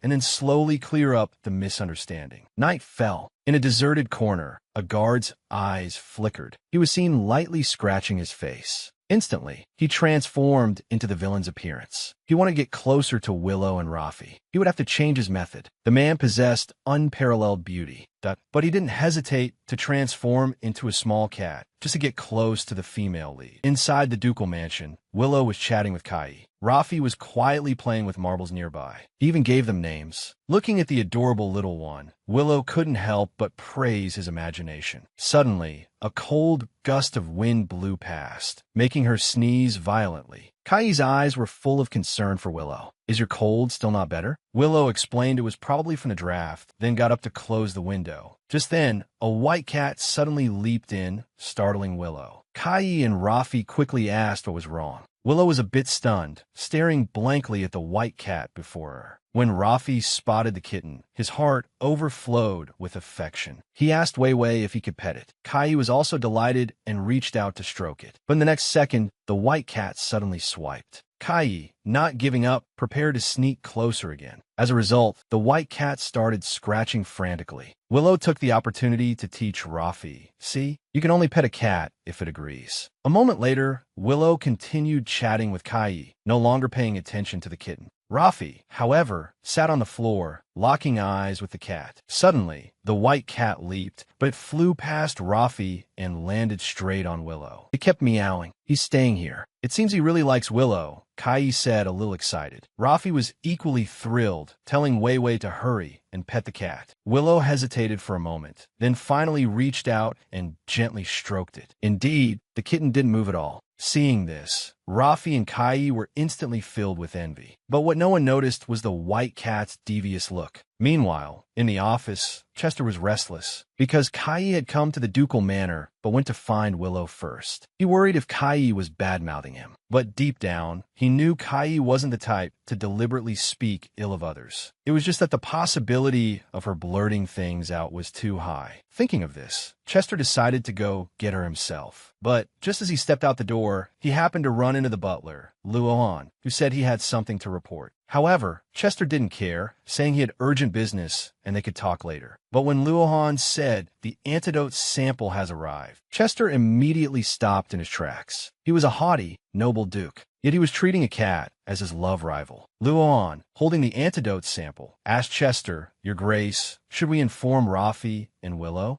At this, Chester became thoughtful. Even if the misunderstanding was cleared up with the antidote, wouldn't the final result be that Willow would have to leave? Thinking of this, Chester decided not to inform her yet. He would wait until the previously signed order arrived. After all, they had agreed she would stay for a month. Luohan then realized the Duke didn't want the young lady to leave so soon. He then asked if he should return the sample in his hand. Chester thought that since they had the antidote, he could confirm it himself first. He told Luohan to prepare drinks while he went to get Rafi. At this time, bursts of laughter came from Willow's room. Rafi and Kai were looking excited. They asked Wei Wei to touch the cat's paw. Willow carefully reached out her hand. She successfully pressed the soft cat paw. The next second, she happily played with its feet. Seeing that Wei Wei could touch the cat, Rafi was incredibly envious. "Does he want to have Willow as his owner?" Kai said with a smile. Willow stroked the smiling face in the cat's embrace, thinking it must have an owner. Just then, a knock on the door interrupted them. "Pardon the intrusion." Mississippi Chester gently pushed the door open. Seeing him arrive, Rafi immediately ran over to hug his leg. Chester was about to say he was taking Rafi out, but when he saw the white cat, his eyes widened. The white cat, feeling stared at, felt a bit guilty, thinking its cover was blown. Chester's face darkened as he asked Willow, "Where did this cat come from?" At this moment, the white cat was panicking, trying its best to look innocent and harmless. Seeing it shivering with fear, Willow held it tightly. Seeing this, Chester fumed with even more anger. Willow sensed the tense atmosphere and quickly explained that she hadn't brought the cat. It had jumped in through the window. Chester glanced over. Then he walked over and looked around. He found that the window was far from the tree, making it impossible to jump from. Besides, no one in the manor kept cats. Just then, Willow suggested that she could take care of the cat until its owner was found. But Chester strongly objected. The others were full of questions, not understanding the reason. Chester stammered that it was because Luohan was allergic to cats. Willow was a bit surprised. "Then I guess I'll have to take it back to my place later." Thinking of her living alone with the kitten, Chester was dumbfounded. Strange images began to flash through his mind again. He then said sternly, "Absolutely not." He couldn't let a cat get the first move. Willow was confused. Then what should we do? Chester said he would have Luohan take the cat and have him find the owner. Willow was even more puzzled. But isn't Luohan allergic to cats? Chester, flustered, said nonsensically, as long as he doesn't touch it, he'll be fine. Kai seemed to have seen through him and was trying hard not to laugh. To hide his embarrassment, Chester quickly picked up Rafi and ran out of the room. Kai could no longer hold it in and shook with laughter, because she had noticed her brother's feelings for Willow. After composing herself, she turned and asked Willow, "Willow, what kind of person do you think my brother is?" Willow paused for 2 seconds, then smiled brightly. "Just a rich guy." Hearing this, Kai's face flushed with laughter. And at that moment, Chester, outside the door, wished he could find a hole to crawl into. To find his nephew whom he had never met, he offered a sky-high reward of 100 million. But people kept trying to pass off fake children. The only way to verify the identity was with the antidote. That day, after getting the antidote sample, Chester immediately carried Rafi to the star room. The purpose was to confirm his identity. But little Rafi was very confused, asking why they were going there. Chester stammered, saying he had new stars to show him. Hearing this, Rafi was instantly overjoyed. At that moment, Chester realized the little guy really did love stars. The next second, Rafi hugged him tightly, saying he liked his uncle too, as much as he liked the stars. Looking at Rafi's bright smile, Chester was stunned. His brother's words echoed in his mind. You have to remember, children aren't just fragile. They are amazing. Just looking at them can make you smile involuntarily. At this moment, Chester finally understood that feeling. Just then, Rafi suddenly sniffed hard. Chester was full of questions, asking what he was doing. Rafi blinked his big eyes and said he was smelling him. Uncle's smell is different from Weiwei's, and it feels so familiar. Rafi searched his mind, tried to find that familiar feeling, but the memory was always blurry. Suddenly, a sharp pain shot through Rafi's head. His pained expression scared Chester. He was at a loss, holding Rafi tightly and asking where it hurt. Just then, Luohan appeared with the drinks. Chester looked tense. Go get the doctor immediately. A moment later, the doctor, after an examination, found nothing wrong. But Rafi was still in great pain. As they were wondering, Luohan suddenly spoke up. Could it be that his memories are returning? The doctor was startled. What? Did this child have amnesia before? Chester was confused. Does that have to do with the headache? If a normal person suddenly has a headache, it's indeed suspicious. But amnesia patients often experience severe pain when their memories resurface. Right now, besides watching over the child, there's no other way to help. After speaking, the doctor took out a bottle of headache medicine, saying it could relieve the severe pain. Seeing Rafi in so much pain, yet being able to do nothing but watch, Chester felt a pang of guilt. He wanted to give the child the medicine quickly. Smelling the strange odor, Rafi was very resistant, clamping his mouth shut and refusing to open it. Chester said that if he took the medicine and got better, he would take him to see real stars. Rafi's eyes instantly lit up. Really? Will Weiwei come with us too? Chester readily agreed and held the little one in his arms. Rafi obediently took the medicine, but it was terribly bitter. Seeing this, Luohan handed him the drink. After downing a glass of juice, Rafi started to get drowsy and wanted to sleep. Watching the soundly sleeping child, the corners of Luohan's mouth turned up slightly. Chester wanted the little one to rest well and was about to leave the room. Just then,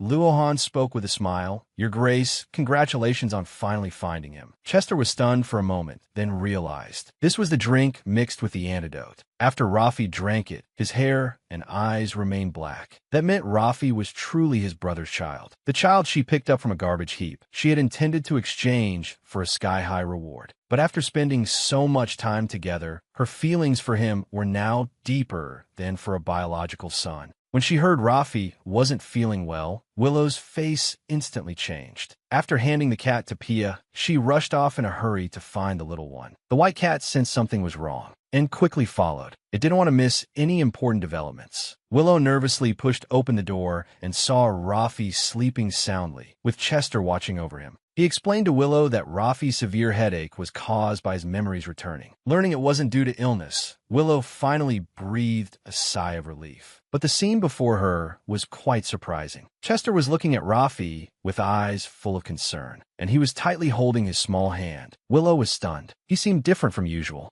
and his expression was very solemn, as if something had happened.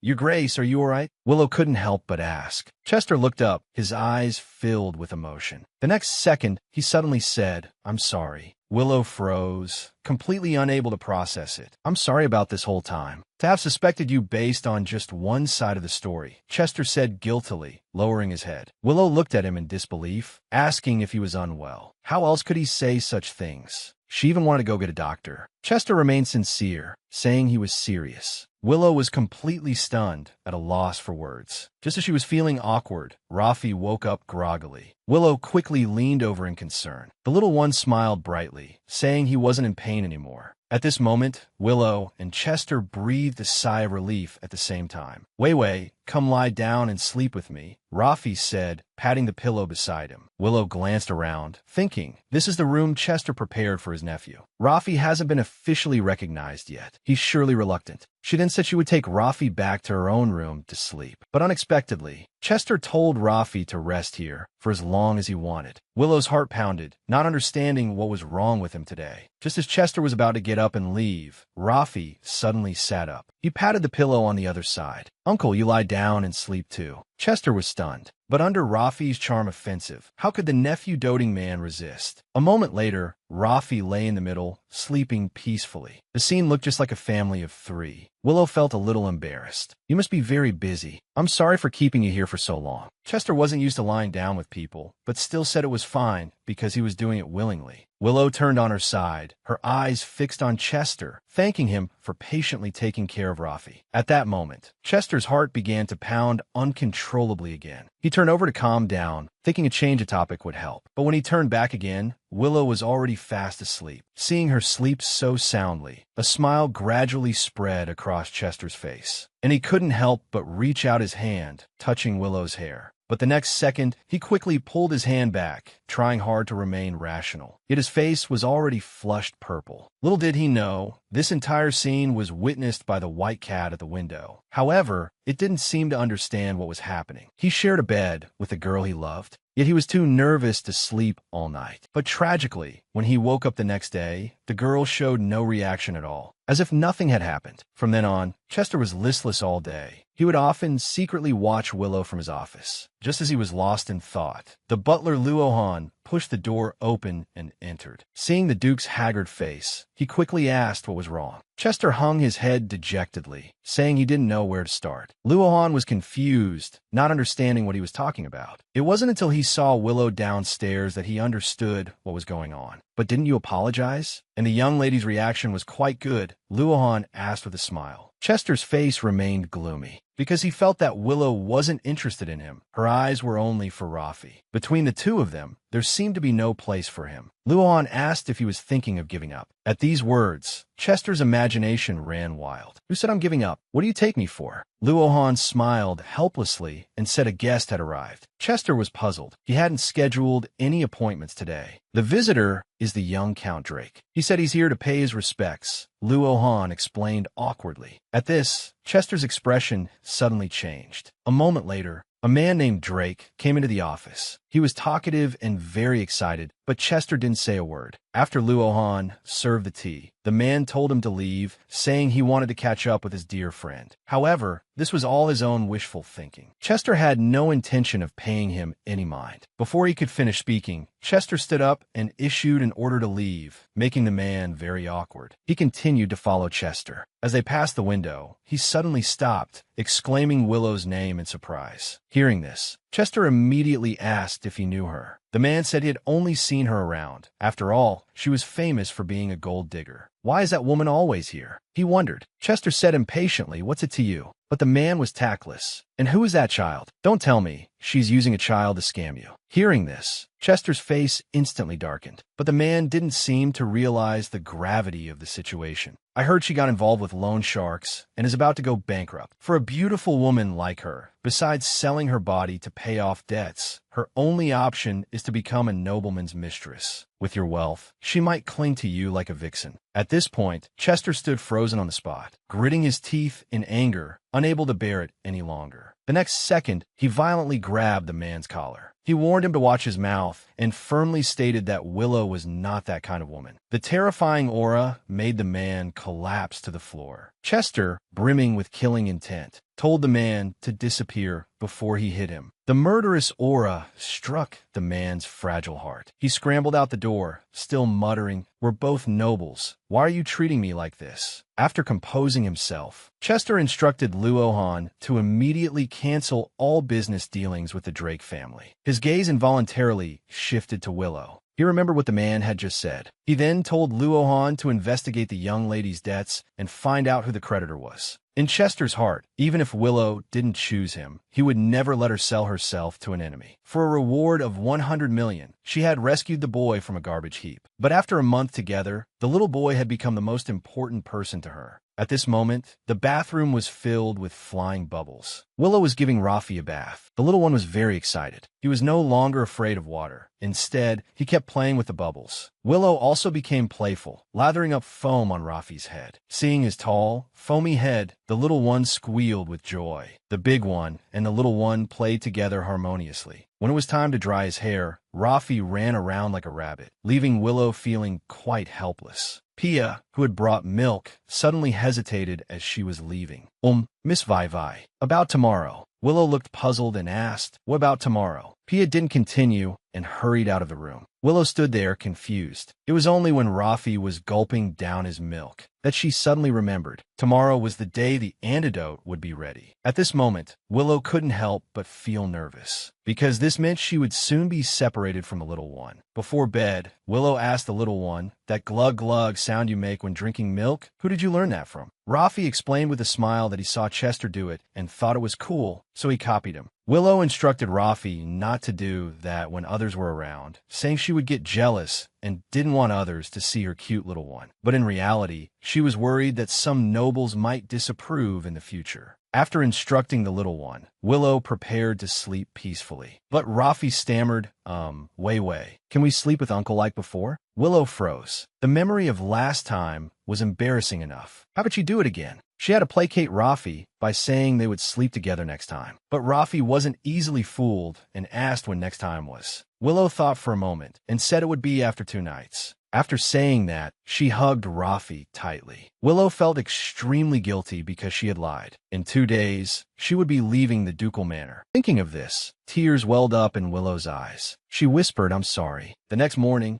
Luohan prepared the juice mixed with the antidote. He asked his grace if he wanted to postpone it for a few more days. Chester shook his head. "Since we made a promise, we must keep it." But when he arrived at Willow's room, Chester was very hesitant. But in the end, he knocked on the door. Seeing the two of them enter, Willow also understood what it meant. "Will there be any side effects?" she asked, staring intently at the juice. Chester said there wouldn't be, telling her not to worry. Just then, Rafi woke up groggily. Seeing Luohan holding the juice, the little one's eyes lit up. Just as he reached for it, Chester suddenly called out, "Wait a minute." Willow was confused. "Is there a problem?" Chester stammered, not knowing how to explain. Just then, Willow quickly came to his side, grabbed his arm, and whispered, "Don't tell me there really are side effects." "Of course not," Chester denied frantically. "Then why did you suddenly say stop?" Willow pressed on. Chester was at a loss for words. In truth, he just didn't want Willow to leave, even if just for a little while longer. But how could he say the words that were on the tip of his tongue? Seeing the girl he loved about to leave, he couldn't even bring himself to say the words to make her stay. After mustering up the courage in his heart for a long time, Chester finally managed to squeeze out, "I just don't want you to leave." But Willow's attention was not on this, because Rafi had finished the antidote drink. Seeing this, she looked shocked and hurried over to check if he was feeling unwell. After looking him up and down, she found nothing wrong. Chester told her not to worry, that it was very safe. Willow was puzzled. "So, is it over?" She thought there would be some kind of reaction. Chester nodded, saying it was over.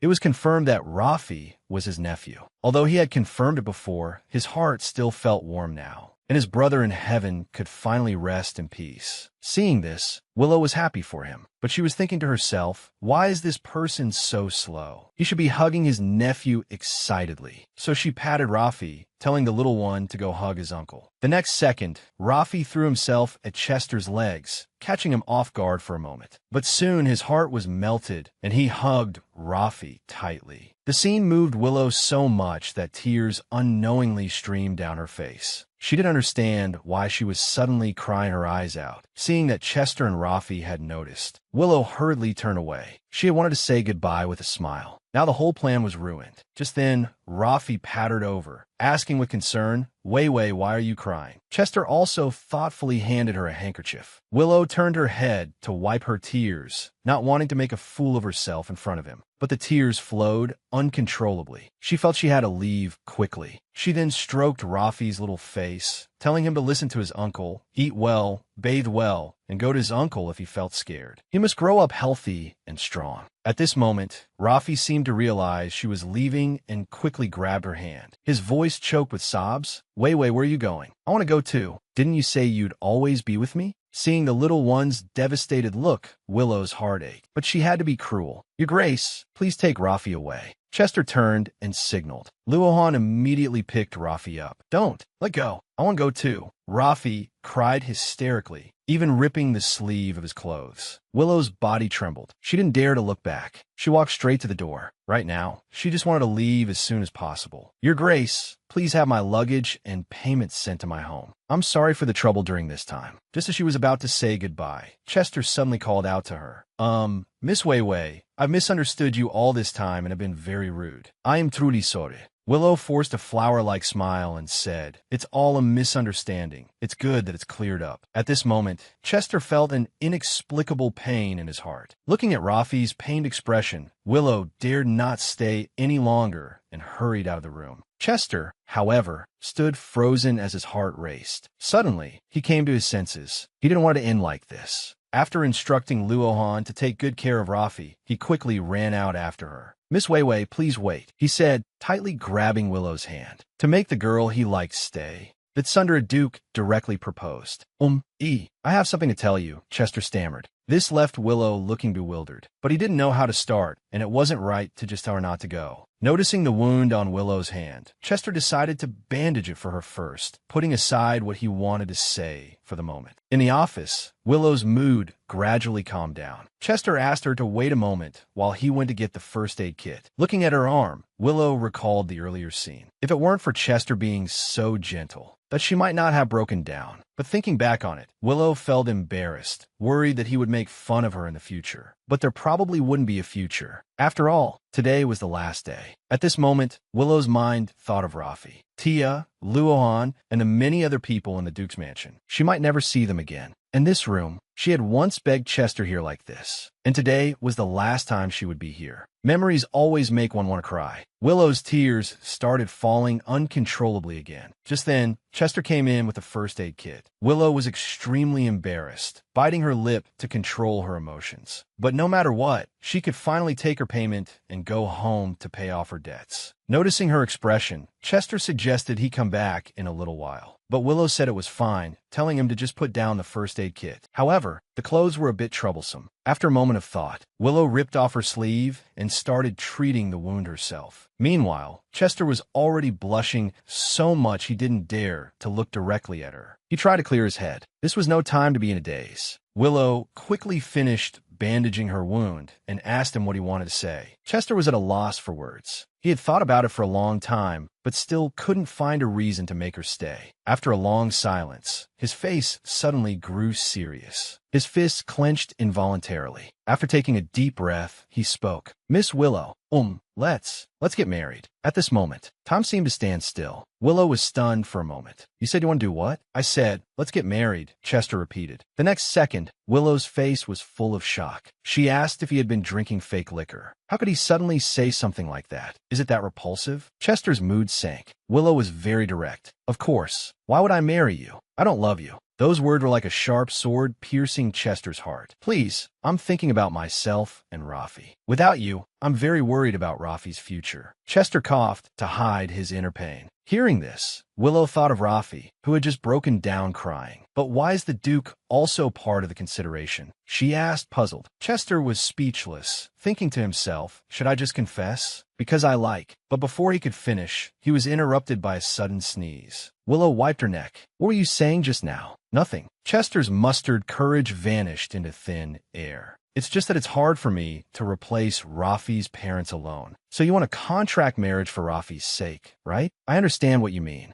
However, I must refuse. I have my own life, after all. After saying this, Willow prepared to leave. Chester was frantic, trying desperately to make her stay. Suddenly, he blurted out, if you enter a 1-year contract marriage with me, I'll give you 10 times the payment. At this moment, time froze again. But the next second, Willow turned around with a brilliant smile. Your Grace, may I call you husband? For a payment of $1 billion. The girl enters a contract marriage with the Duke. But he had already thought of names for their children. On a bright and sunny morning, Willow opened the curtains. Then she looked at Chester with deep affection. Time to get up, sleepyhead. Didn't we agree to have breakfast together? The scene changes. Willow has had another child. Husband, look, our baby is smiling. I will only love you in this lifetime. She snuggled sweetly in Chester's arms. Suddenly, Chester jolted. It turned out this was all his fantasy. I see you spacing out. Isn't the contract finished yet? Willow asked, puzzled. Chester's heart pounded. He tried to clear his head. Seeing his strange expression, Willow thought he was disappointed, thinking she was too materialistic. But with $1 billion, she could not only pay off her debts, but also live a life of leisure forever. Although they would divorce after a year, Willow didn't care at all. Anyway, her reputation was already not bad enough. The one losing out was Chester. Not only did he spend a huge sum, but he also got the label of a divorced man. He really would do anything for Rafi. Willow's favorable impression of Chester suddenly increased. Little did she know his motives were unclear. A moment later, Chester handed over the contract. Take a look. If there's anything you want to change, you can tell me. Willow picked it up and read it carefully. 1. The marriage between both parties must last for 1 year. 2. Both parties must fulfill their due obligations. 3. For occasions requiring the other's attendance, one must ask for the other's opinion at least 2 days in advance. 4. At the end of the contract, Chester shall pay Willow $1 billion. Seeing this clause, Willow couldn't help but remind the Duke, $1 billion is no small sum. You can't go back on your word then. Chester said nonchalantly, is that a lot of money? It's earned in the blink of an eye. Willow was immediately struck by his flex. She shouldn't have worried about a rich man's money. She continued reading. 5. It is forbidden to disclose the contents of the contract to others. 6. Upon mutual agreement, this contract can be extended indefinitely. After reading it, Willow suggested deleting this clause. She didn't think there would be an indefinite extension, but Chester immediately looked aggrieved. He petulantly said it couldn't be deleted. Willow reluctantly agreed, but complained inwardly. Didn't you say I could suggest changes if I wanted to? What if someone leaks the contract's contents? Does it terminate automatically, or are there other unfavorable conditions? Willow was a bit puzzled.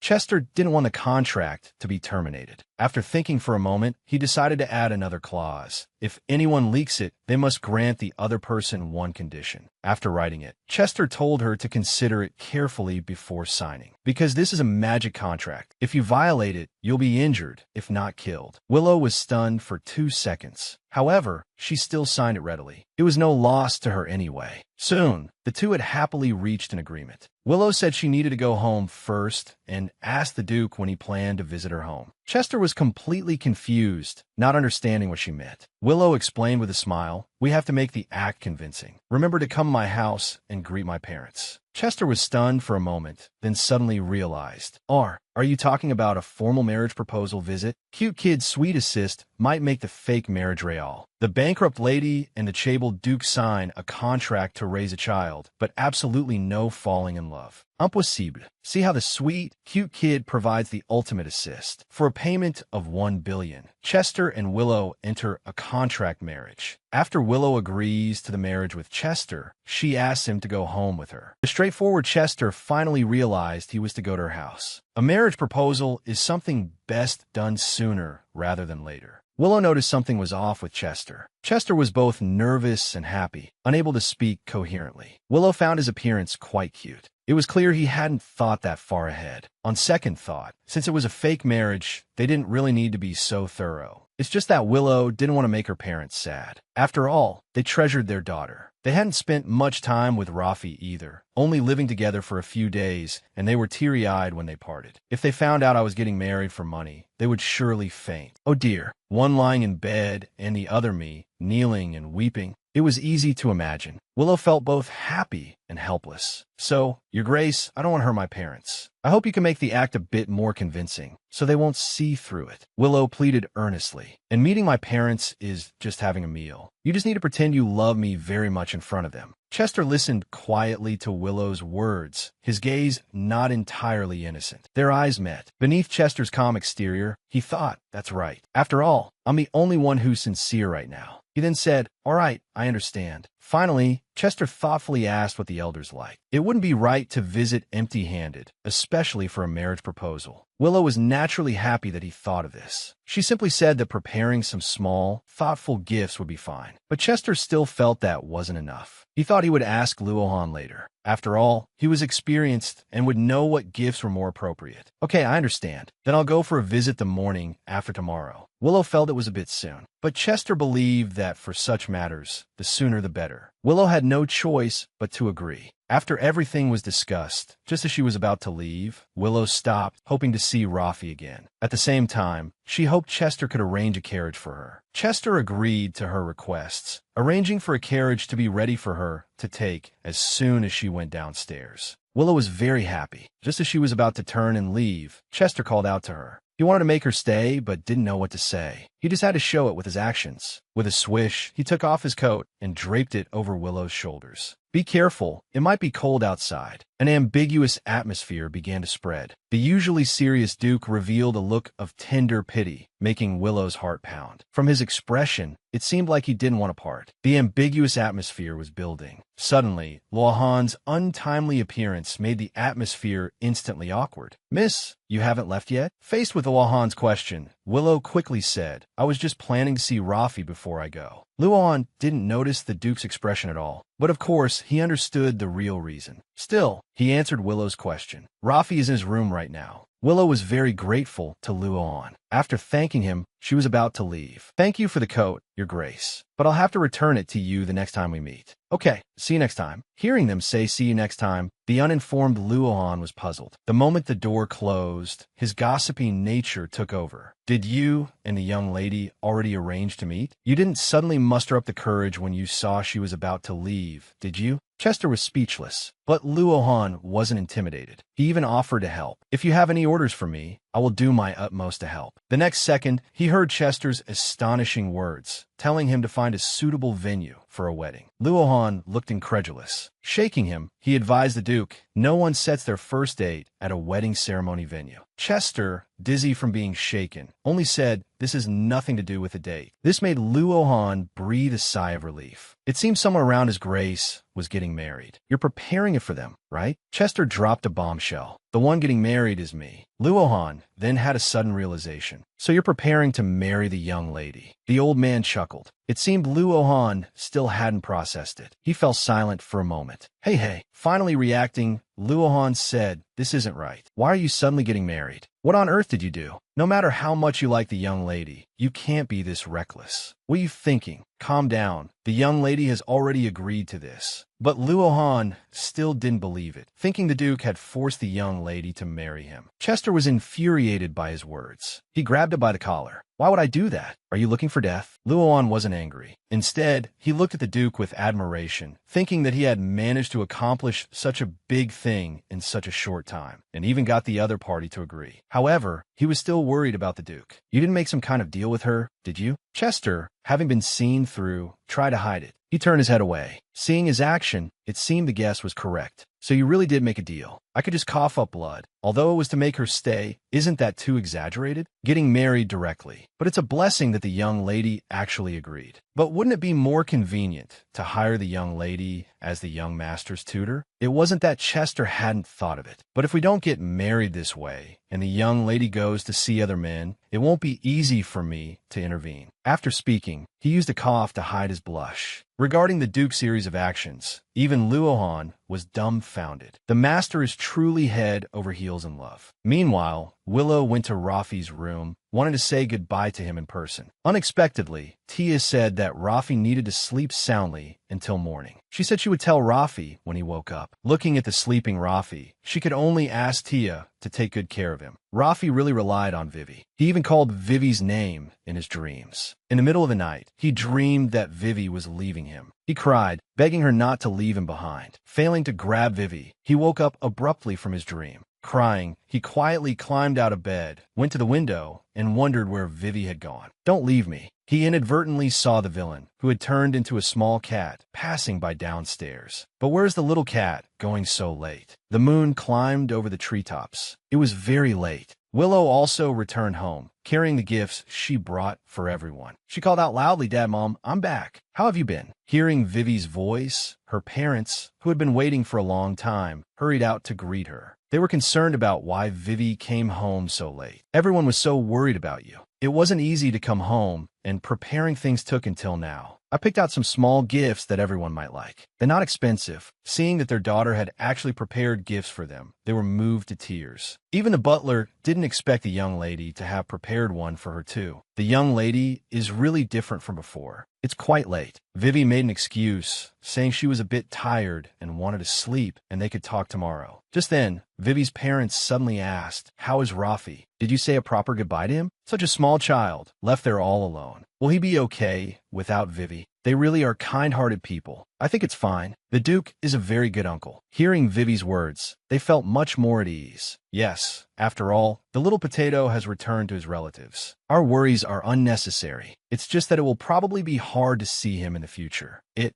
probably won't be difficult. Her parents were puzzled why Vivi said that, but they didn't ask further. Willow felt a bit awkward. Pitter-patter, saying she couldn't hold on any longer, she ran upstairs. Reaching her room, she closed the door, threw off her clothes, and flopped onto the bed she had missed for so long. So comfortable. The moment she turned her head, she saw Chester's coat. On second thought, this is really not an easy thing. Although she knew they could still see Rafi, the matter of her marrying the Duke. Now how could she bring herself to say it? This was a recipe for disaster. She was tired after a long day. Right now, Willow just wanted to lie on her own bed and get a good sleep. Forget everything else. Sleep first, think later. Meanwhile, the villain, in cat form, looked around. Seeing no one, he lightly touched his red necklace and, with a whoosh, transformed back into a handsome young man. Ignoring the fact that he almost suffocated, he needed to quickly report the situation here to his master. A blood-red orb slowly floated up. Zzz. How are things now? That child is indeed the real one. But what do you plan to do with him? He. A chilling laugh spread out. Let's see. How should I handle it? Bring him to me alive, or just kill him directly. A huge conspiracy was about to unfold. Please give your orders. Whatever the command, I will. Before he could finish speaking, but he heard a meow sound. Why is this little brat here? He hurriedly grabbed the communication orb. The moment Rafi saw him, he turned back into a small cat. Rafi quickly ran over and found the little cat. He wasn't discovered. Thank goodness. The little cat breathed a sigh of relief. But why isn't this little brat sleeping? Why is he here? Damn it. The little cat didn't want to be with him. But even if it put on a look of disgust, he wouldn't understand. It was about to run off somewhere else. Seeing the little cat about to leave, he quickly gave chase. Where are you going? Please stay with me, okay? The little cat didn't care and just sped up. While chasing the little cat, he accidentally tripped with a thud and fell to the ground with a clatter. How can he be so clumsy? Is he really of the Duke's bloodline? Wah. Rafi started crying. The little cat didn't care. Pat. It was at a quiet place to continue its report. Rafi was crying his heart out. Aya, little cat, don't go. Is the kitty going to leave me too? I don't want to be alone. Hearing this, the little cat stopped in its tracks. Perhaps it was empathy. The little cat returned to Rafi's side. Seeing the kitty come back, and nuzzling him, Rafi hugged the cat. The boy and the cat embraced. You came back. Thank you, kitty. That Sundra little cat wouldn't admit it. Don't get the wrong idea. Your crying is so loud, it'll attract others. That's why I came back. It's not because I care about you. Definitely not. Anyway, this level of contact won't affect my mission. Meanwhile, the people in the Duke's mansion were all looking for the missing Rafi. We're doomed. Such a small child disappeared in his sleep. It's normal for someone to come looking, but if they see that person. Soon, Chester found him. Rafi, uncle. Chester had a shocked expression. Rafi, what are you doing here? And this little cat of unknown origin. The little cats first stood on end from the stair. It had a feeling things had gotten serious. In the Duke's home, Tia was apologizing. It turned out that after Vivi left, Rafi had said he would rest until morning. But he didn't. He almost couldn't be found. Fortunately, he was found in the end. They put Rafi back in bed. They coaxed him back to sleep. He was out in the cold wind. His body is still a bit cool. Help warm him up, Tia. Only then did he notice. Isn't this the same cat we saw last time? It seems that after Vivi left, Rafi wanted to stay with the little cat. There was no choice. He said that if the cat wasn't allowed in, that he wouldn't come in either. I had no choice. The villain cat was in disbelief. Chester is letting Rafi stay with me? Just now outside, when he saw me with the little brat, his eyes were full of killing intent. They coaxed him back to sleep again. They knew the young master missed Willow. They told him Vivi would be back soon and to be a good boy. But Rafi wasn't so easy to fool now. He specifically asked his uncle, is Vivi really coming back? Only after getting an affirmative answer did he lie down on the bed, satisfied. Luohan also returned, bringing what Chester had ordered. It turned out Chester suspected there was something wrong with this little cat. Why would it appear in the Duke's mansion for no reason? But helplessly, Rafi insisted on staying with this little cat, so he had to take this measure. This magical item can suppress magical effects. It can not only monitor the other's killing intent, but also track their range of movement. As long as we don't let it go ourselves, this strange cat will never be able to leave this building. Confirming there were no issues, he had Tia go get some warm milk first. Just as he was thinking, Luohan used a feint and put the device on the little cat. He even made an excuse. To prevent it from getting lost, it has to wear this until we find its owner. By the time the little cat discovered it was a device, it was too late. He said aloud, the little cat is safer staying at home. In reality, Chester had not let down his guard. The little cat trembled with anger, only now realizing it had been tricked. After dealing with the little cat, Tia's warm milk was also brought back. Chester and Luohan planned to leave first, asking Tia to take good care of Rafi. The little cat was helpless and could only glare at them fiercely. Although putting a device on the little cat brought some peace of mind, though we still can't let our guard down. We need to monitor it a bit longer. Remember to report to me if anything happens. Chester instructed Luohan. As a butler for so many years, Luohan naturally understood the stakes. While he would watch Rafi carefully, Chester also requested a swing be set up in the courtyard. Regarding this request, Luohan was a bit confused. Could it be the Duke's childlike innocence is showing? No, that's not right. It turned out Chester hoped that with this recreational facility, Rafi wouldn't be so lonely. I never thought His Grace, who seems so cold, could be so thoughtful. He quickly agreed. The next day, outside the Duke's mansion, a luxurious carriage stopped at the entrance. Who could be visiting? A small person dressed like an adult, exquisitely and elegantly dressed, got out of the carriage and greeted the Duke. This was Ein. Arriving at the same time was Ealdimon, coming to the Duke's mansion again after 5 years. The last time we met, he was just a baby. Now he's so big. Chester was a bit emotional. So it's really been 5 years since we've seen each other. Ealdimon was a little embarrassed to be visiting him after so long. Now you're being a stranger. It's not like I don't know about your family situation. Ealdimon smiled. As expected, you're the only one who understands me. Ealdimon knew Chester's nephew had been missing and specifically asked if there was any progress in the search. He was relieved to hear Chester say he was found a while ago. He was relieved. He even said to Ein, it's great that Uncle was able to find the child. But his reaction was a bit calm. Not like a child's disposition. Different from when you were little. Did he inherit Via's personality? Ealdimon was speechless. How mischievous was I as child? But he didn't say it out loud. Instead, he hoped Chester could show Ein around the place. Since he doesn't want to answer, then forget it. So Chester had Luohan take him on a tour. Arriving in the backyard, birds were chirping and flowers were in full bloom. Ein had never seen such a beautiful place and couldn't help but gasp in awe. He expressed that the Duke had a very beautiful courtyard. Luohan was also very happy.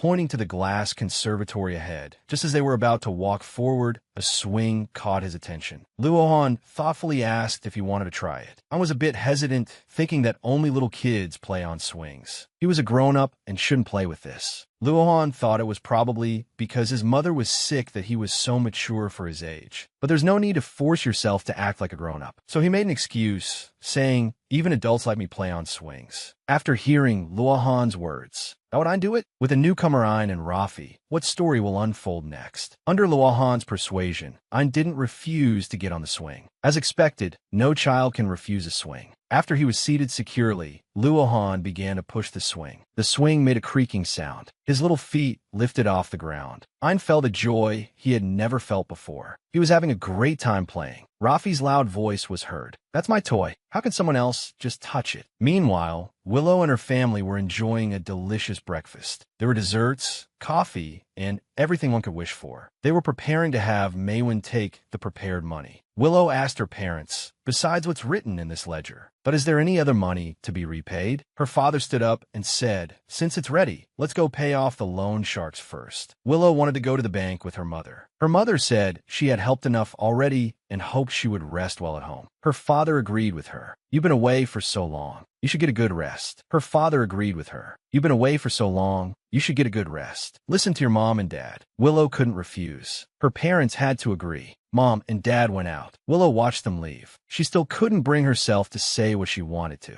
She had planned to tell her parents about her marriage to Chester, but in the end, she couldn't say it.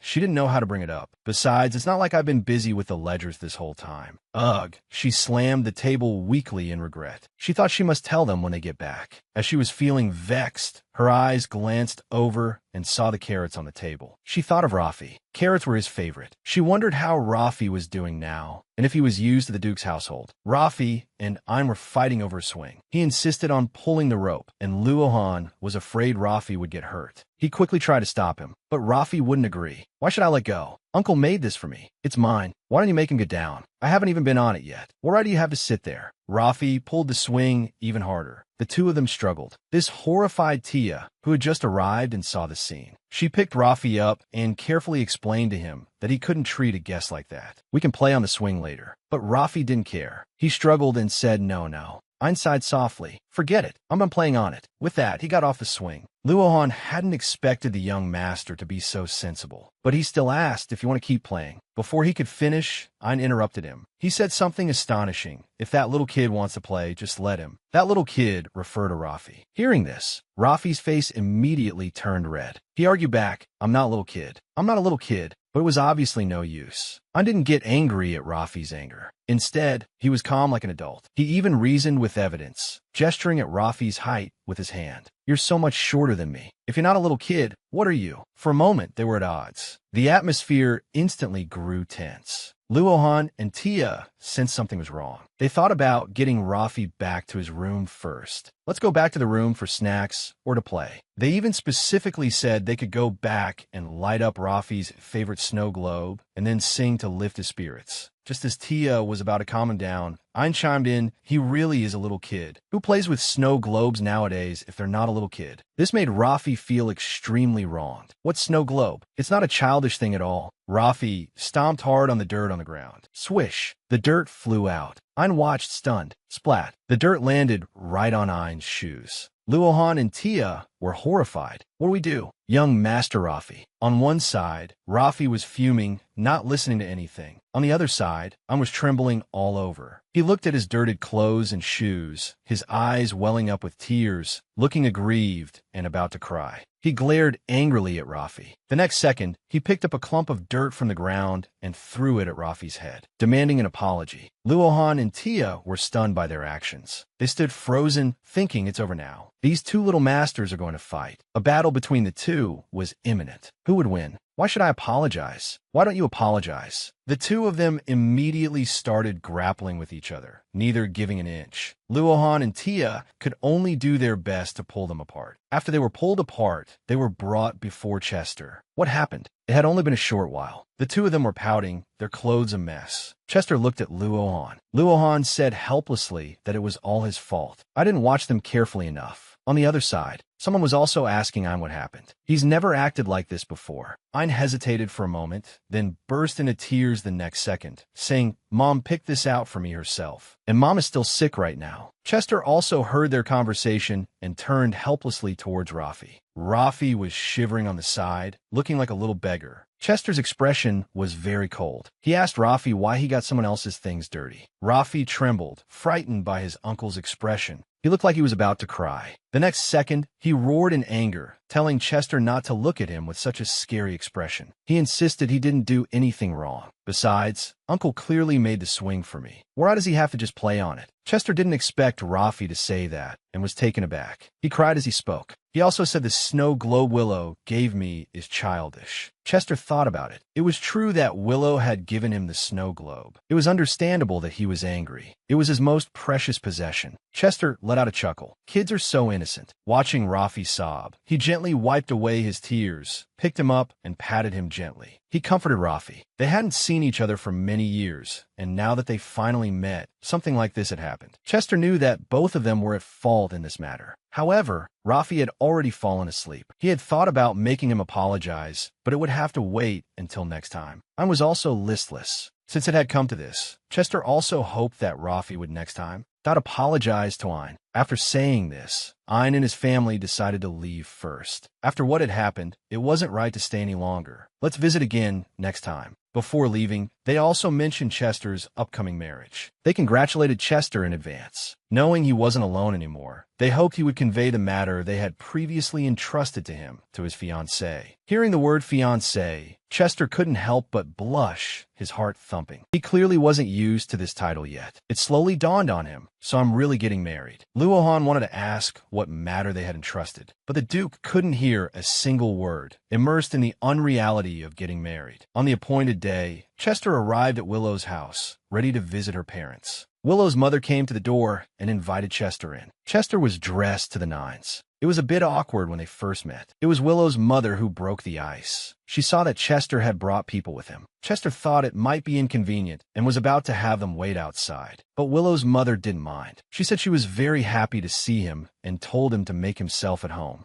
Chester also said he was very happy to see her. After the Baroness spoke, Willow's mother asked Willow to first take Chester to the large drawing room while she went to talk to her father. As they walked, Willow secretly glanced at Chester. This wasn't the time they had agreed on. She thought for a moment. Then she asked Chester why he had come so early. Chester was at a loss for words, but he didn't want her to know that he had left early to ease his anxiety and nervousness. He had deliberately left early, then made a special trip to a shop to buy a gift, considering what he should get. In the end, even his walk was over, but there was still a lot of time left. Chester had planned to park the carriage at the gate and wait, but he was discovered by the butler, so he had no choice but to come in early. But he couldn't tell her that. Otherwise, Willow would definitely think he was some idle person with nothing to do. So he made up an excuse, saying a last-minute appointment was canceled. He asked if his early arrival would cause her any trouble. Willow hurriedly said that wasn't what she meant. It was just that his timing was a little off. Actually, she had only just told them about the marriage preparations, and her parents had rejected it outright without a second thought. It was truly worrying. Only then did Chester understand why Willow had said what she did just now. And this matter probably wouldn't be so easy to resolve, especially with Willow's father. Right now, he couldn't accept that Willow was getting married at all. Willow felt that today, they might only be able to exchange simple greetings. Before she could finish, Chester suddenly cupped Willow's face, startling her. He was too close. Willow's heart pounded. She thought Chester was going to kiss her. His fingers lightly touched Willow's lips, as if something was about to happen the next second. As Willow waited in anticipation, Chester's hands suddenly flicked away. It turned out there was just a strand of hair on her lips. Willow was still blushing at her own fantasy. What was I thinking? I must be crazy, even if we're pretending to be a couple, that he can't possibly act lovey-dovey all the time. It must be because he's dressed so handsomely today that it paralyzed my brain. Chester felt strange. Why was Willow looking at him like that? Am I overdressed today? But is something wrong? She didn't expect him to be so straightforward and still not get it. She had to say, "You look good in anything." He didn't expect Willow to praise him like that. Chester immediately blushed. He coughed to hide his embarrassment. Willow could see he was shy, but she didn't expose him. A knock sounded on the door. Willow's father walked in, greeting Chester with a serious expression. The two sat down. They faced each other in silence, with only the ticking of the clock. Seeing this scene, Willow felt it was surely a failure. It was the first time she had seen her father. That's so angry. Seeing his posture, her father didn't look like he would give in easily at all. He felt even more displeased. However, he still spoke first, but Chester didn't understand his meaning. He seemed a bit competitive. This made Willow's father feel even more certain. He must have used sweet words to trick my daughter. I will never agree to this marriage. He kept staring at Chester, but Chester didn't think so, although he was very nervous. That he absolutely couldn't look away like this, as it would make him seem weak. That wouldn't do. So, sparks flew from their eyes. Finally, Willow couldn't stand it anymore and had to nudge Chester with her hand. If this continued, the two of them were going to start a fight. She also hinted that Chester had something to say, whispering to him to quickly improve the atmosphere. Otherwise, their marriage plan would be completely ruined. Chester coughed a few times. He said he had brought a gift for the Baron and had someone place it on the table, expressing his sincere intention to marry Willow. However, what was a small gift in Chester's mind was not something one would really want to open. It emitted a dazzling light. Her parents were both shocked. What came into view were all kinds of lustrous diamonds. There is a blue diamond known as Tears of the Sun, a pink diamond called Joyful Celebration, and Chelsea's Blessing. It was truly blinding. And in Willow's original memories, these were all the most precious gems in the world. But to Chester, they were just a small gift. Chester even had a look on his face that was asking for praise. This guy doesn't think small gift refers to the physical size of the gift, does he? Just how rich is he to think these are small gifts? This is a bit absurd. For Willow's father, he would not be bribed by this. What he cared about most was his daughter's happiness. He immediately told Chester to take the things back, saying he didn't need them. Although my family is not that wealthy, we are not so destitute as to accept aid from your Grace the Duke. It seemed he had misunderstood. Chester had to quickly explain, but Willow's father didn't appreciate it. He was even a little angry. I have no intention of selling my daughter. Please leave immediately. Chester didn't know what to say.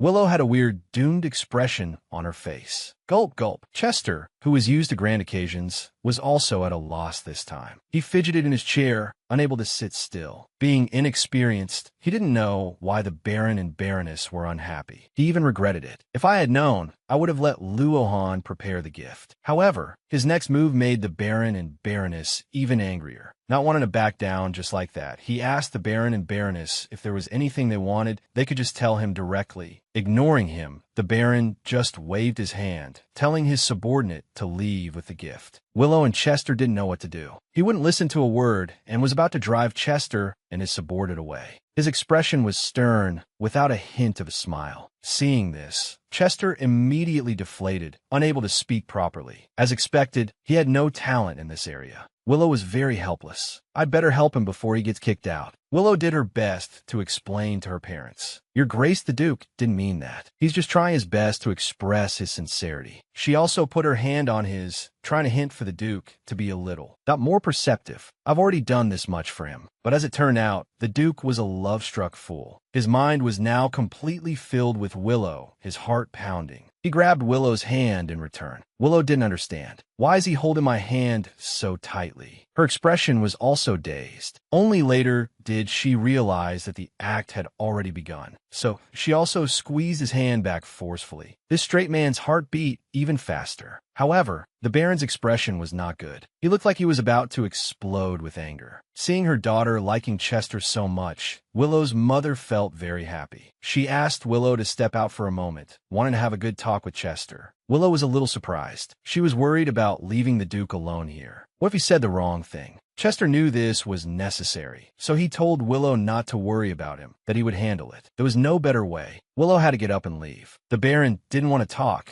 complaining to his wife about why she made him stay. Beside them, Chester sat bolt upright, nervous. He didn't move a muscle. The Baroness said all she could, but the Baron still felt that listening wouldn't change anything. Finally, she couldn't take it anymore. In a voice Chester couldn't hear, she called the Baron by his name. The Baron was clearly henpecked. As soon as his wife got angry, his body honestly shivered a little. After sitting down, Willow's mother directly asked Chester his reason for wanting to marry Willow. She also kindly told him not to be nervous, to just speak casually. With the Baroness's encouragement, Chester secretly made up his mind. Since I've been given another chance, I must do my best. Chester hesitated, but finally made up his mind to let them see his true feelings. He raised his head and directly expressed his feelings to the Baron and Baroness. I am particularly fond of your daughter. This made the Baroness laugh, but the Baron didn't believe it. The two of you have only known each other for a short time. When exactly did it start? Chester thought for a moment and decided to tell the truth. When did it start exactly? When did it start for Chester? Actually, in the beginning, because of the rumors, Chester rather disliked Willow. He thought she was very fake. Sparks even flew the first time they met. He believed the rumors too much and subconsciously thought her kindness must be an act. He wanted to find a chance to expose her. Later, through gradual contact, he discovered that Willow was not at all like the rumors. She would risk her own safety to save Rafi. I don't think that can be fake. I was slowly drawn to her. She is truly a strong and kind person. Unlike me, she always sticks to her beliefs without wavering. Plus, as we spent more and more time together, I felt my feelings for her were becoming different. I would find myself unable to stop thinking about her, wanting to see her. At first, I didn't understand my own feelings. Later, I realized I had fallen for her. As he spoke, Willow's smile seemed to appear before him. Chester was a little embarrassed. This speech not only satisfied the Baroness, but even the Baron was moved. But he quickly adjusted his composure. Even so, marriage can't be rushed. Chester felt he was being a bit too greedy. Willow is capable of earning everyone's love. I want to become her husband as soon as possible to protect her. It turned out the Baron and Baroness were also like this in the past, but the Baron was a little reluctant to admit it. They had also gotten married 2 months after meeting. The Baron didn't want outsiders to know. At the time, others also said they would regret it later, but they didn't take it seriously. So, Your Grace the Duke, I have something to say. Chester was nervous and wondered, what does he want to say to me? Just as nervous as Chester was Willow. She paced back and forth at the door, anxiously wondering why it was taking so long. Could they have been exposed? She thought of all sorts of outcomes. Click! The door opened. Chester came out. Willow ran over nervously, asking what her parents said. Seeing Willow's nervous look, Chester decided to tease her. He deliberately leaned close to Willow's ear, but he didn't give the answer she wanted to know. He mysteriously told her it was a secret. Willow was exasperated. What secret? What are you talking about? Chester ignored her and turned to walk towards the dining room, because they had already arranged to meet there. Where Willow couldn't see, Chester secretly broke into a grin. It turned out the Baron and Baroness had already agreed to entrust Willow to his ducal household. Rafi was looking everywhere for the kitty, while the little cat was deliberately hiding unaware. Rafi was still pattering around, searching everywhere. Because of the suppression device, the little cat couldn't contact its master. It felt some regret. It shouldn't have felt sympathy for Rafi back then. Now that it was trapped here, its master would definitely be angry. It had to quickly find the deactivation device for the magic suppressor. That damn Duke Chester. Where did he hide it? The little cat checked every room. Either it wasn't there, or the room door was locked. If it really couldn't find it and deactivate it, would it have to live as a cat for the rest of its life? That wouldn't do. The little cat finally arrived at Chester's office and tried to push the door open with all its might. But before the door was pushed open, it was found by Rafi the next second. This was not good. The little cat wanted to break free, but Rafi just held it tighter and tighter. Rafi thought the little cat's meows meant it was thinking of Willow, just like him. The little cat was helpless. When did it ever mean that? Rafi even looked at the little cat with a soulful gaze, saying he also missed Willow very, very much. But Uncle said Willow is coming back soon, so you don't have to keep looking for her. Only then did the little cat realize that the woman was indeed not here. No wonder Rafi always pesters me. The little cat hoped even more that Willow would come back soon. It couldn't take it anymore.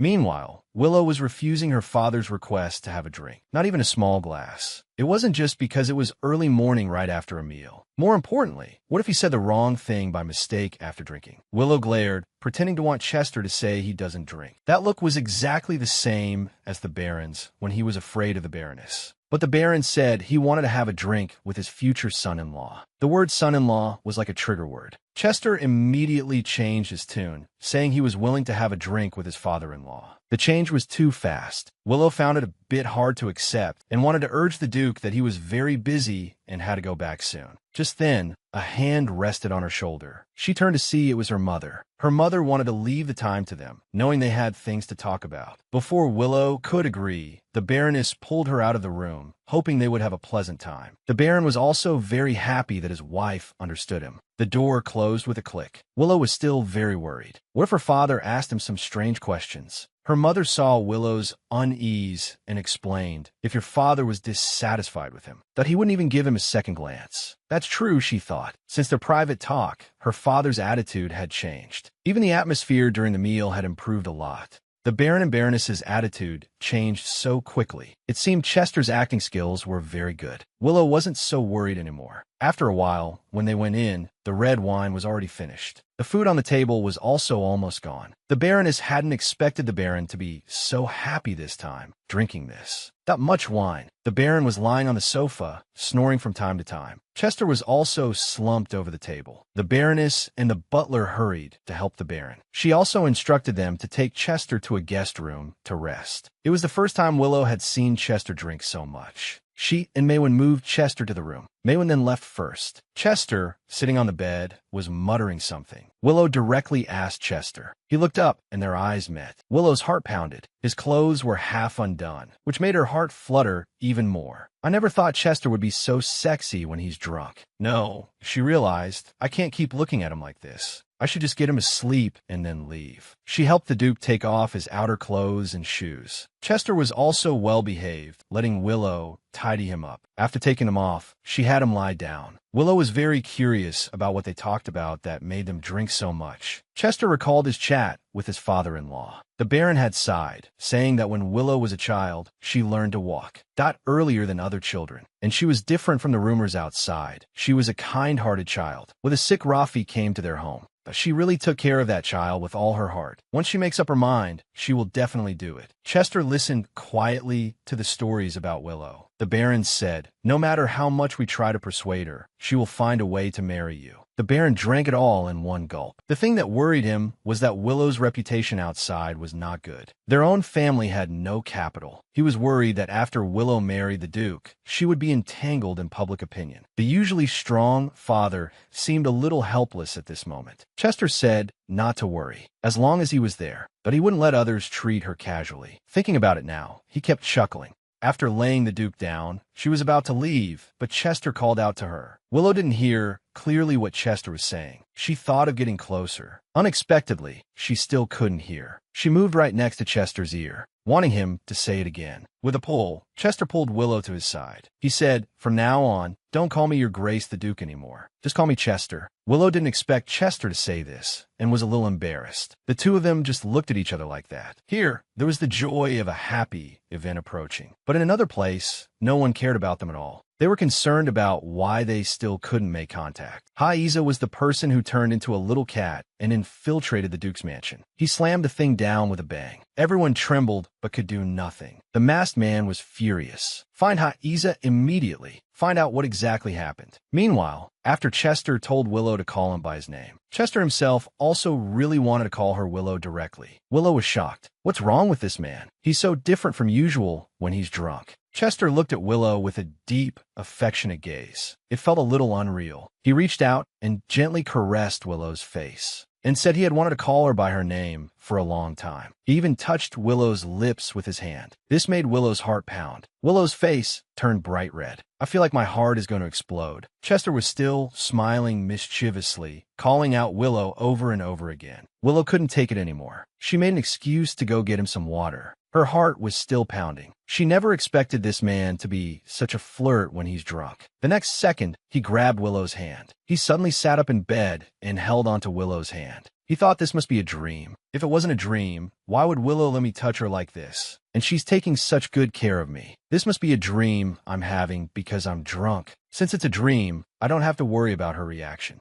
Willow didn't know what he was going to do. She just found it a bit strange. Chester, thinking he was in a dream, decided to tell Willow what was on his mind. After all, in a dream, Willow wouldn't react. But Chester was still hesitant, his hands trembling. Although Willow didn't know what he was going to say, she still encouraged him to speak his mind. Before meeting Willow, Chester thought he was someone who would never need a family in his life. Willow didn't understand what he meant. How could a person not need a family? But for Chester, he was used to being alone. He didn't have a loving family like Willow's. For the Chester of the past, his understanding of family during that time, that was nothing more than a prison ruled by his father's restraint and oppression. My father had high expectations. In the name of being a parent, he treated me like a puppet. Those days were my darkest moments. So for me, family was a terrifying concept. After I came of age, I chose to leave the mansion. For a long time after that, I drifted alone. Just like that, I got used to being by myself, making decisions alone and acting alone. Chester stared at Willow without blinking. So this is the first time I've ever felt this way. It feels so warm. Willow was very puzzled. Aren't we just in contract marriage? What's he talking about? Ever since I met Willow, Chester's way of thinking changed. Willow is so bright. Being with you all. Anyone would want to live a life like this forever. A happy, loving family. It was the first time Chester had ever thought this way. To step into the sanctuary called family. He was speaking in riddles. Willow didn't understand what Chester was trying to say. Is he really drunk? Or is he sleepwalking? But the more Chester spoke, the sleepier he became. He even wondered why he was so sleepy when he was supposed to be in a dream.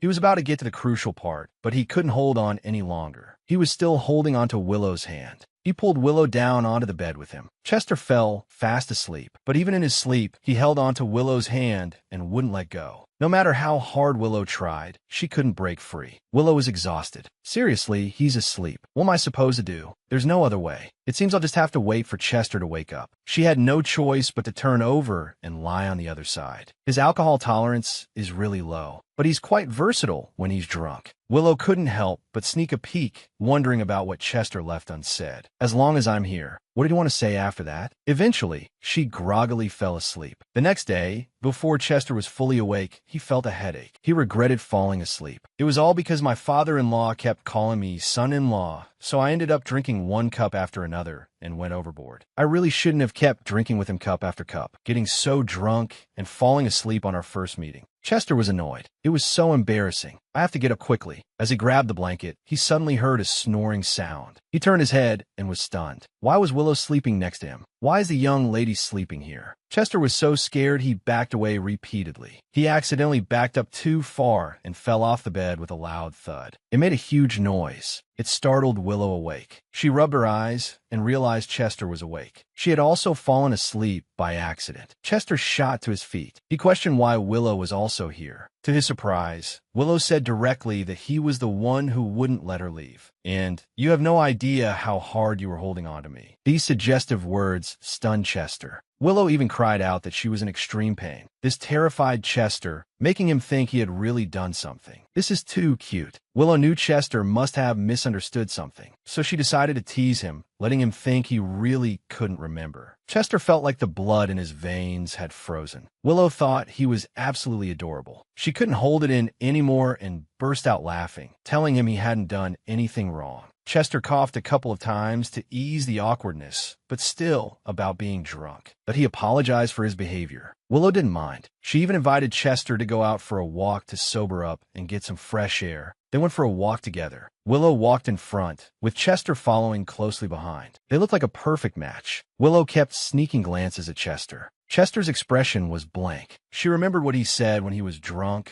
"I've always wanted to call you by your name," and how he kept calling Willow. Compared to before, he's acting way too normal now. But for those words to be dismissed as drunken rambling, why do I feel worse hearing that? But what is there to expect from our relationship? Willow sighed. She didn't know that Chester was also secretly watching her. I feel like Willow has something to say. It must be because of my drunken behavior earlier. But that's probably why. Chester felt a bit agitated. Just as he was thinking Willow seemed to have something. Chester noticed it too, and said he would have no complaints no matter what she said. Willow wondered what he was talking about. It was incoherent. She just wanted to say that if he was feeling any better from the alcohol, and that she was very grateful for his performance. His acting was very good. It made her parents feel very reassured. On the surface, Chester looked calm. He thought it was great. Inwardly, he was very happy. He got praised too. Willow didn't think so. She felt this person was so cold. He stopped pretending as soon as it was over. She felt a little wronged and didn't want to talk to him. She turned her head away and said coldly, sulking, "Then let's just make our ceremony a simple one. It's all fake anyway, so there's no need to make a big deal out of it." Previously, Chester had convinced the Baron and his wife to agree to his marriage with Willow, but his poor communication made Willow misunderstand. As for Willow saying it's a fake marriage, Chester found it unexpected, yet also expected. Willow thought it was just a formality. There's no need for it to be so grand. That's right, it is fake. To her, all of this is fake. Chester was a little dejected, but still agreed to Willow's request. He felt he had gotten a bit too carried away today. He needed to be more rational. The two sat down. The atmosphere was a bit strange. Chester broke the silence. He remembered he had a question for her. He asked if she had time next week and could free up a day. Chester had received a party invitation and hoped Willow could attend with him. It's the birthday party for Count Hopley's daughter, Miss Sharony. Although I don't really want to go, many nobles will be attending that party. I want to formally introduce you to them. Previously, when Luohan gave him the invitation, he didn't want to go. But because of Count Hopley's good reputation, he had to go. Luohan was resourceful. Knowing Chester didn't want to go, he suggested an idea. He could invite Miss Willow to go with him. This made Chester a little tempted. Luohan also gave him another idea. Since the wedding was only a few days away, he could take this opportunity to announce the marriage at the party. Besides, this party was to celebrate Miss Hopley coming of age. Many people would surely be there, so it was a perfect occasion. Chester was nervous, not knowing if Willow would agree. He secretly glanced at Willow. Then he thought, Willow doesn't seem to like attracting attention. He was about to say she could think about it, since it wasn't until next week. Unexpectedly, Willow agreed readily. But Chester was still a little worried. "Are you sure it's okay? As our relationship becomes public in high society, the more attention we get, the harder it will be." Chester,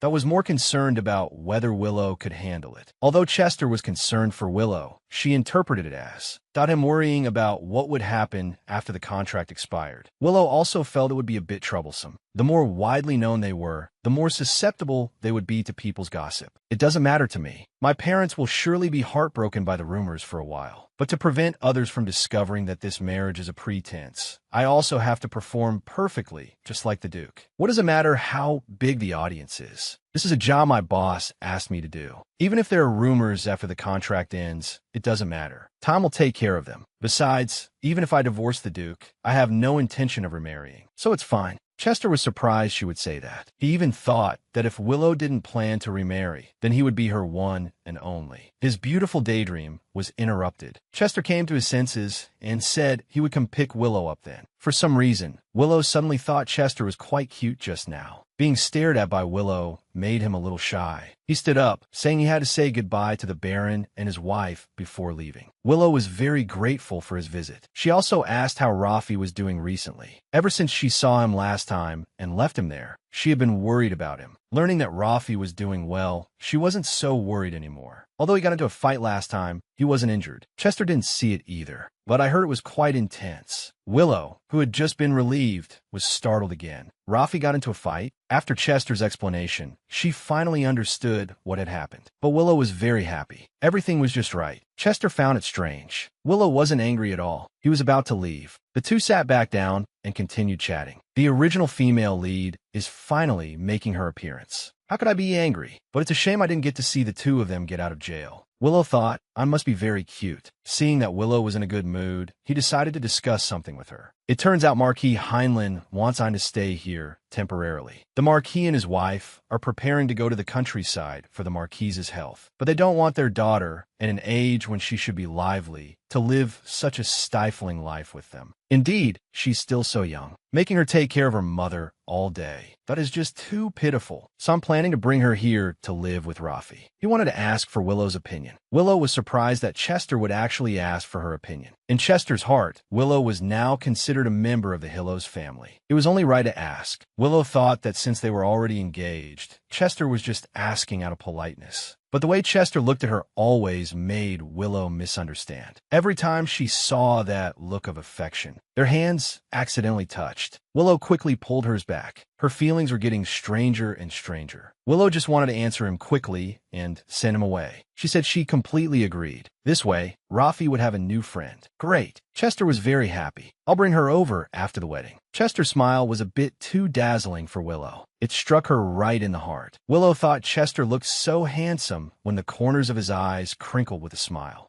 She was just staring at Chester. The clueless man thought he had something dirty on his face to make her look at him like that. Willow snapped back to reality and quickly denied it. Not wanting Chester to see what she was thinking, she made an excuse, saying she wasn't looking at Chester. She was just looking in that direction because there was a flower she liked over there. To hide her guilt, she even pointed at the flower. But when she turned to look, it was a Venus flytrap. How awkward. But why would her family have something like this? The sky had completely darkened. This time, Chester was really preparing to leave. The Baron, not yet sober, came out to see Chester off, supported by his wife. It seemed that this time, the Baron and his wife had truly agreed to their marriage. They were truly happy to know Chester. Chester was also very grateful for their hospitality. The not yet sober Baron was somewhat cute. He held Chester's hand, hoping he wouldn't leave so soon and would stay for a few more days. He even cried and rubbed against Chester. The Baroness quickly tried to pull the Baron away. Willow also hurriedly said to take her father inside, and that she would see Chester out. Not knowing what crazy thing her father might do next, Willow quickly pushed Chester towards the door. Chester wanted Willow to go back inside, but Willow insisted on waiting with him until the carriage arrived. Unexpectedly, Willow was right. The outside was empty. Not a single carriage had arrived yet, but with just the two of them outside, the silence was a bit strange. She desperately tried to find a topic of conversation to make the atmosphere less awkward. Willow broke the silence first. She felt that she had bothered Chester a lot by always asking him to visit her parents. But he did a great job this time. It's okay if you don't come next time. But Chester didn't think so. He would still come to see them when he had time. But he definitely wouldn't drink so much next time. Still, he was happy to be called son-in-law by his father-in-law. He kept sneaking glances at Willow, seeing that Chester had made up his mind, that she wouldn't stop him. Chester remembered Lawhan's words of wisdom for a married man. A lady's true heart cannot be bound by marriage. You must go on dates. You must create opportunities to be alone together. Chester was a little nervous. He had to act more natural. He casually asked if Willow had plans for tomorrow, wanting to ask her out. Willow said she had to go to the Smets store tomorrow, the one that specializes in magic items. Chester thought Willow must need some kind of magic. Willow said she was just going to take a look, nothing important. She didn't dare tell Chester that she needed to buy a poison detector. Because in the original story, from the moment Rafi returned to the Hillows household, he constantly faced death threats.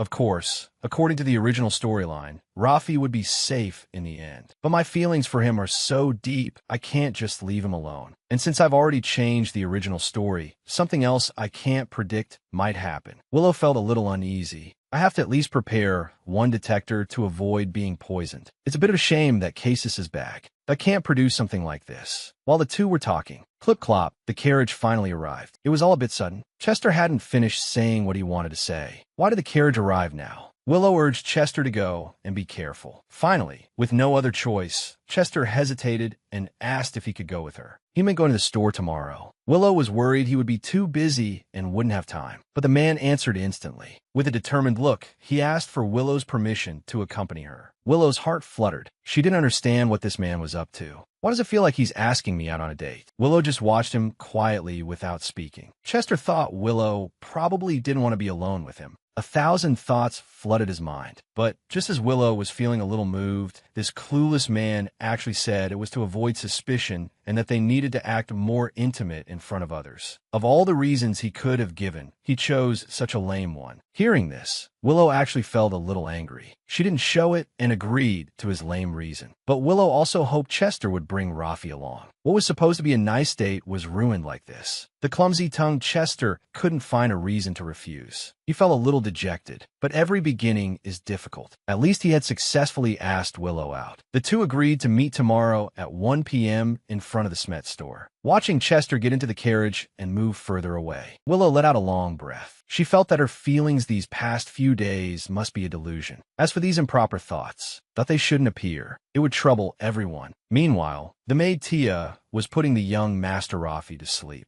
Rafi was clearly very happy today. He waited for Tia to get some rest too. He also said good night to the kitty and nuzzled it. The kitty was not happy at all. Perhaps tired from playing, Rafi quickly fell asleep, letting out soft snores. The kitty's eyes shot open and looked towards a window. Tia hadn't locked the window today. This was the kitty's chance. It pattered over and opened the window with a creak. After pretending to be good for a while, they finally let their guard down. I can finally return to my master's side. It leaped down from the upper floor in a flash. And the Duke isn't home. Today is the perfect opportunity. Charge! Patter, patter, patter. I have to leave quickly before anyone sees me. The cat ran at full speed. Just one more wall, and I'll be free. Jump, and I'll be free in a moment. Just one last step. Thwack! Zap! The barrier at the gate still blocked the kitty. Damn this barrier. The kitty couldn't get out. A rustling sound came from the bushes by the gate. Haiza's accomplices were planning to enter the ducal estate to find Haiza, but they couldn't find a way in. One of them even wanted to retreat and go back to make a plan. Luckily, his companion reminded him, if we go back, the master won't let us off easily. He might just chop our heads off the moment we open our mouths. The two of them trembled in fear. What should we do? It's not time for the guard change at the ducal estate yet. Another person felt it was strange. He wasn't here for the guard change. He found a dead kitten nearby and came to ask his partner if he recognized it. His partner recognized it. It was the one that had been wandering around here recently. An odd-eyed cat. Now, the two hiding in the bushes heard their conversation. They planned to hurry back and report to Lord Bilyip. The two returned to report to Lord Bilyip. Bilyip grabbed one of them by the collar, leaned in, and demanded, Haiza is dead? The man was so scared he was trembling and couldn't speak. His companion answered instead. It's absolutely true. We saw it with our own eyes. The guard was holding the body of a white cat with odd-colored eyes. Bilyip trembled with anger. He never thought they would dare to touch his own familiar. He threw the man aside and slammed the table, vowing to kill them all. Anyone from the Hillos family, spare no one. Go and bring me their heads. The two were so scared they didn't care about anything else and just ran. After the two left, Bilyip was a bit unsteady on his feet. He never expected them to make a move this way. First my mother, and now even Haiza. Bilyip gritted his teeth. Trembling, he took off his mask. His whole body was shaking. He smashed the items on the table to pieces. Red wine splattered onto the mask, dripping down from its eyes, just like Bilyip's current mood, seething with rage, grinding his teeth. He swore to tear the entire Hillos clan to pieces. Meanwhile, the two guards, thinking Haiza was dead, had buried him. It wasn't until an insect accidentally poked him that he woke up again, but it gave him fright. He was a complete mess, covered in dirt and leaves. He finally managed to crawl out of the ground, but he had no memory of how he ended up buried. But this barrier covers the entire territory. I can't find a single flaw. Damn it, I can't do anything in this cat form. I have to get this limiter off, quickly. It's all because of this limiter that I'm in such a pathetic state. And if I don't get this limiter off soon and stay in this form, I'm worried I won't be able to turn back into a human. A rustling sound came from nearby, startling the kitty. The guard also spotted the cat and was about to walk over for a closer look. The kitty immediately scurried back to avoid being discovered by the guard. That would be terrible. It pattered back to Rafi's side. When Tia came to clean, she found Rafi was all dirty and thought he had been up to something. Rafi wouldn't take the blame. I didn't do anything. The kitty came back while I was sleeping, and it was all dirty. Rafi picked up the kitty to show Tia, and the kitty seems to be hurt. He wanted Tia to check on the kitty. Tia picked up the kitty and turned it around. The kitty was fine before, but now was dizzy from being spun around. After a careful look, she didn't find any injuries on the kitty. But right now, we have a more urgent matter. Tia handed the kitty back to Rafi. Even though it's the middle of the night, young Master Rafi and the kitty must take a bath. Not only is the kitty naturally afraid of water, but Rafi doesn't like bathing either. But what could be done? Who told them to get so dirty? Can Tia help them bathe? Both Rafi and the kitty hated bathing. They were dragging their feet. Tia forcibly picked up Rafi, who was holding the kitty. For the kitty, water was its greatest fear, but it couldn't break free no matter what. No matter how much they struggled, Tia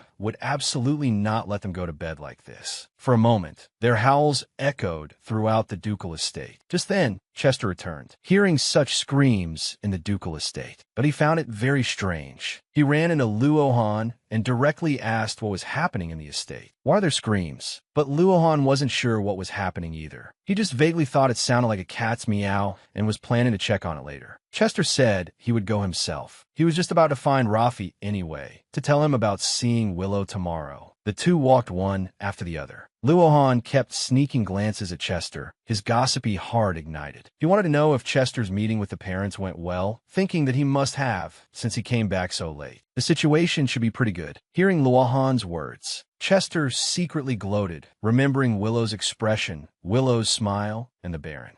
That is, his father-in-law calling him son-in-law over and over, and what the Baroness said, entrusting Willow to him. An unconscious smile appeared on his face. He completely ignored Luohan. Seeing the Duke's expression, Luohan could tell that things had gone smoothly. It had been a long time since he'd seen such a happy smile on the Duke's face. The Duke couldn't let him see through his little scheme. He pretended to be angry, blaming it all on Luohan, saying he had almost messed things up. Luohan was completely baffled. He didn't think he had done anything, but Chester blamed him for picking the wrong gift, which made the Baron and his wife angry. Luohan was utterly speechless. This gift, didn't the Duke pick it out himself? How'd he blame me? He even had the audacity to call it giving Luohan a chance to atone, telling him to go to the area near Smat's store right now and book a restaurant with a good atmosphere. Luohan asked which day he needed to book for.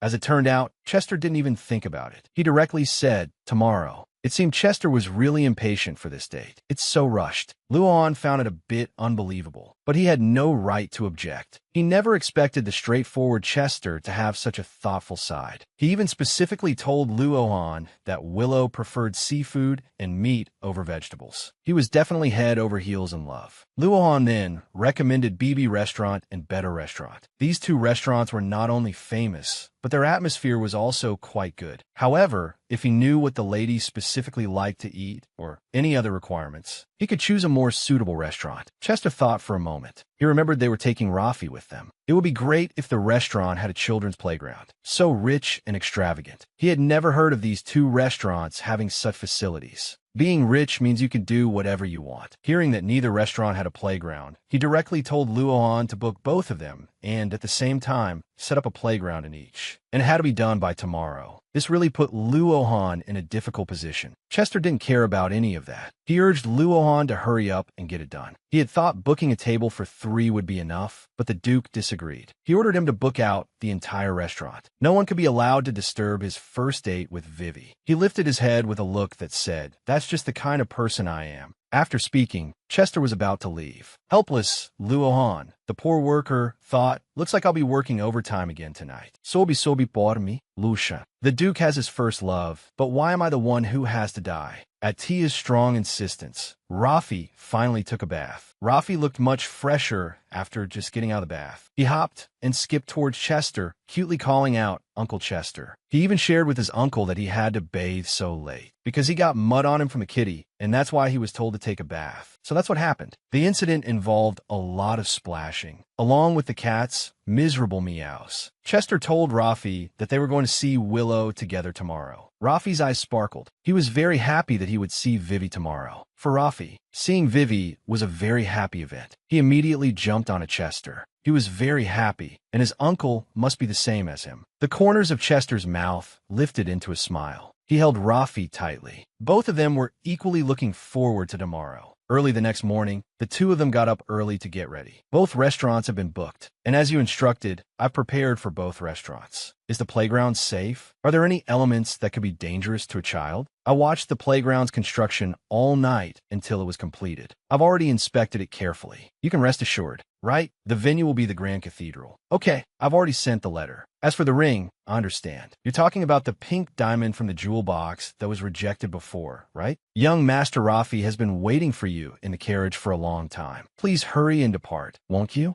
I really want to rest. I just pulled an all-nighter. I'm so sleepy, I can't open my eyes. Let me rest. Can you please just go quickly? It's not like you're the only person in the world in love. Why do you have to be so troublesome? All right, you'll be taking guard with you, right? Of course. Vice Captain Raymond will be going with us. I feel like the Duke has become even more handsome than before. Is it just my imagination? What are you talking about? He's always been handsome. Well, that's true, but his expression seems much brighter. I just feel like something is different. That's natural. After all, something so wonderful happened to him. What? You haven't heard the news yet. What news? I heard the Duke is getting married soon. Why are you suddenly talking about marriage? He doesn't even have a fiancée. It's true. The Duke just went to meet her parents yesterday. I think I know who he's marrying. The only female companion the Duke has is that one, isn't it? Yeah, it must be Miss Willow. Stop joking. How could the Duke possibly marry that woman? Stop spreading baseless rumors. Get back to your work. Nana, let's go clean the stairs over there. She's starting again. There should be a limit to unrequited love. She's really gone crazy, hasn't she? I know, right? I feel like she's even worse than before. If this goes on, won't there be trouble? A bunch of ignorant fools. The Duke would never do something like this behind my back. He's clearly being blackmailed by that woman. I will never let that woman go. Vivi, Fifi, Vivi, I don't cry when I sleep alone anymore. Isn't that great? Really? How is our Fifi so amazing? I want to join them. I really want to. Duke, are you feeling unwell? Vice Captain Raymond, keep your distance. Begin guard duty. Yes, sir. Duke, let's start our tour from here. Please keep up. The shopping street tour has begun. The Smat store has a lot of magical items. I'm having a feast for my eyes. After all, it's the largest magic supply store in the Empire. Wow, Uncle Vivi, look over there. It's so cute. It's a star bag. Wow, this suits you so well, customer. It's as if it were custom made for you. Look, how is it? As expected of our Rafi. Stars suit you perfectly. This bag has magic enchanted on it. Although it looks small, its capacity is very large, and it's also much lighter. It's very suitable for children. Then please feel free to browse. If you need anything, just call me. Okay, thank you. There's so many beautiful items in this store. I'm so tempted. It's great to be able to just look around. What? Are you that tempted? Yes, I'm very tempted. Shopkeeper, how much is this? Are you buying it? The price of the bag is 130,000 shillings. No, I'm asking you how much this store is worth. Duke, he likes to joke. Please don't mind him. Then, I'll take the payment for the bag. Is there anything else you need? Our ideas about money are too different. That really startled me. I almost forgot the real reason I came to the store. Do you have a toxicity detector? It can not only detect potent poisons, but also harmful substances. Oh, where was it? I knew it when he was carrying the jewel box and told me it was a gift. I have to find some time to nag him about it. Here, this is the item. I can guarantee its quality. Okay, then please wrap it up discreetly for me. All right, please wait a moment. It probably wouldn't be good if I were found out. By the way, customer. No joke, you really look like a harmonious family. The Duke and Rafi are related by blood, so of course she'd think that. It's so nice to hear something like that. Although the child is also very cute, your husband not only has a great physique, but is also handsome. Other people must be very envious. Husband? Did I say something wrong? I thought the gentleman outside was your husband. What's going on? Why am I not angry hearing this? You're right. He's my husband. Do you like this? Yes. This one is also very pretty. Uncle, look at this. Duke, for today's shopping trip. Let's just stop here for now. But Rafi might still want something else. We've already bought a lot. Buying more would be a waste. Rafi, come here and put everything in your bag. Buying things you have no use for is what's called a waste. How can buying gifts for Rafi be called a waste? I understand that you feel you didn't do enough in the past, so you want to make it up to Rafi. But there's no need to buy everything he wants all at once. Besides, if you keep shopping, I'm afraid you really will buy all those stores. So you were always kicking me out, so I wouldn't buy them. Of course, you said you wanted to buy every store we entered. What choice did I have? Add the cost of the clothes, too. How much for that plus the store? I have no intention of selling the store right now. But don't Rafi and you, miss, both like them a lot? Even so, it doesn't mean we want everything. I see, but it's fine. It doesn't cost that much anyway. I can earn it back in minutes. Whether you're rich or not, buying things you don't need is a waste. Even if the Duke's money could pierce the heavens, it's still a waste. Haha, interesting. I'm being very serious. Why are you laughing? I just feel like you've already become my wife, miss. That's why I got a little carried away. What do you mean carried away? Is this also a continuation of the lover's script? I don't even know how to react. Anyway, what you buy is your freedom, Duke. But please reconsider. Since you said so, then alright. This damn heart, why does it always beat non-stop at times like this? My face feels so hot. It can't be bright red, can it? Rafi's tummy is rumbling. Please give Rafi food. Duke, let's go get lunch. All right, let's go. Welcome, Duke Chester Hillows and Miss Willow. I'm the manager of the Bedore restaurant. I can understand him knowing the Duke, but how does he know my name? Could it be because my reputation for extravagance has spread so far that everyone recognizes my face? I heard you like meat, so I came here. Is there something you're not satisfied with? That's not it. It's just that this is my first time here. How does he know my name? And for such a big restaurant, how come we're the only customers? It must be because the food is terrible. Let's go check out another restaurant. This place is very famous. You don't have to worry about whether their food is good or not. Is that so? Then allow me to lead you to your seats.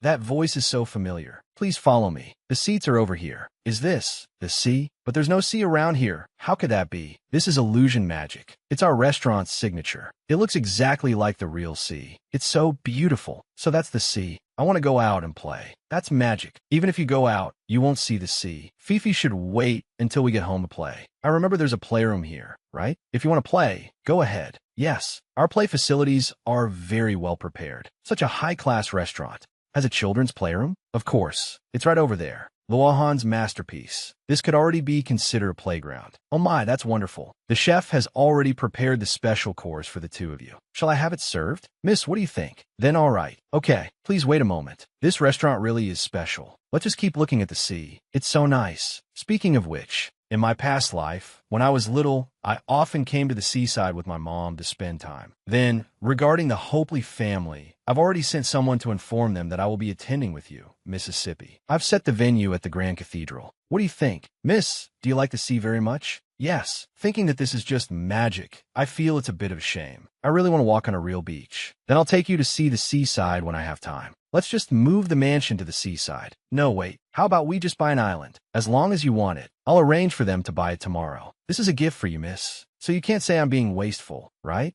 What? So it was because you didn't want me to nag you about being wasteful? You startled me. I thought you were really going to buy it. But thank you for being willing to make such a joke to accommodate my feelings. Is this all I can do for now? Even so, one day, I will say the word seriously. I'm willing to do anything to protect your smile. I came to tell you that tomorrow we're going to see Miss Willow together. We get to see Vivi tomorrow? Yes, I'm so happy. This is really, really great. Uncle must also be happy because he gets to hang out with Vivi, right? Yes, I'm really looking forward to tomorrow.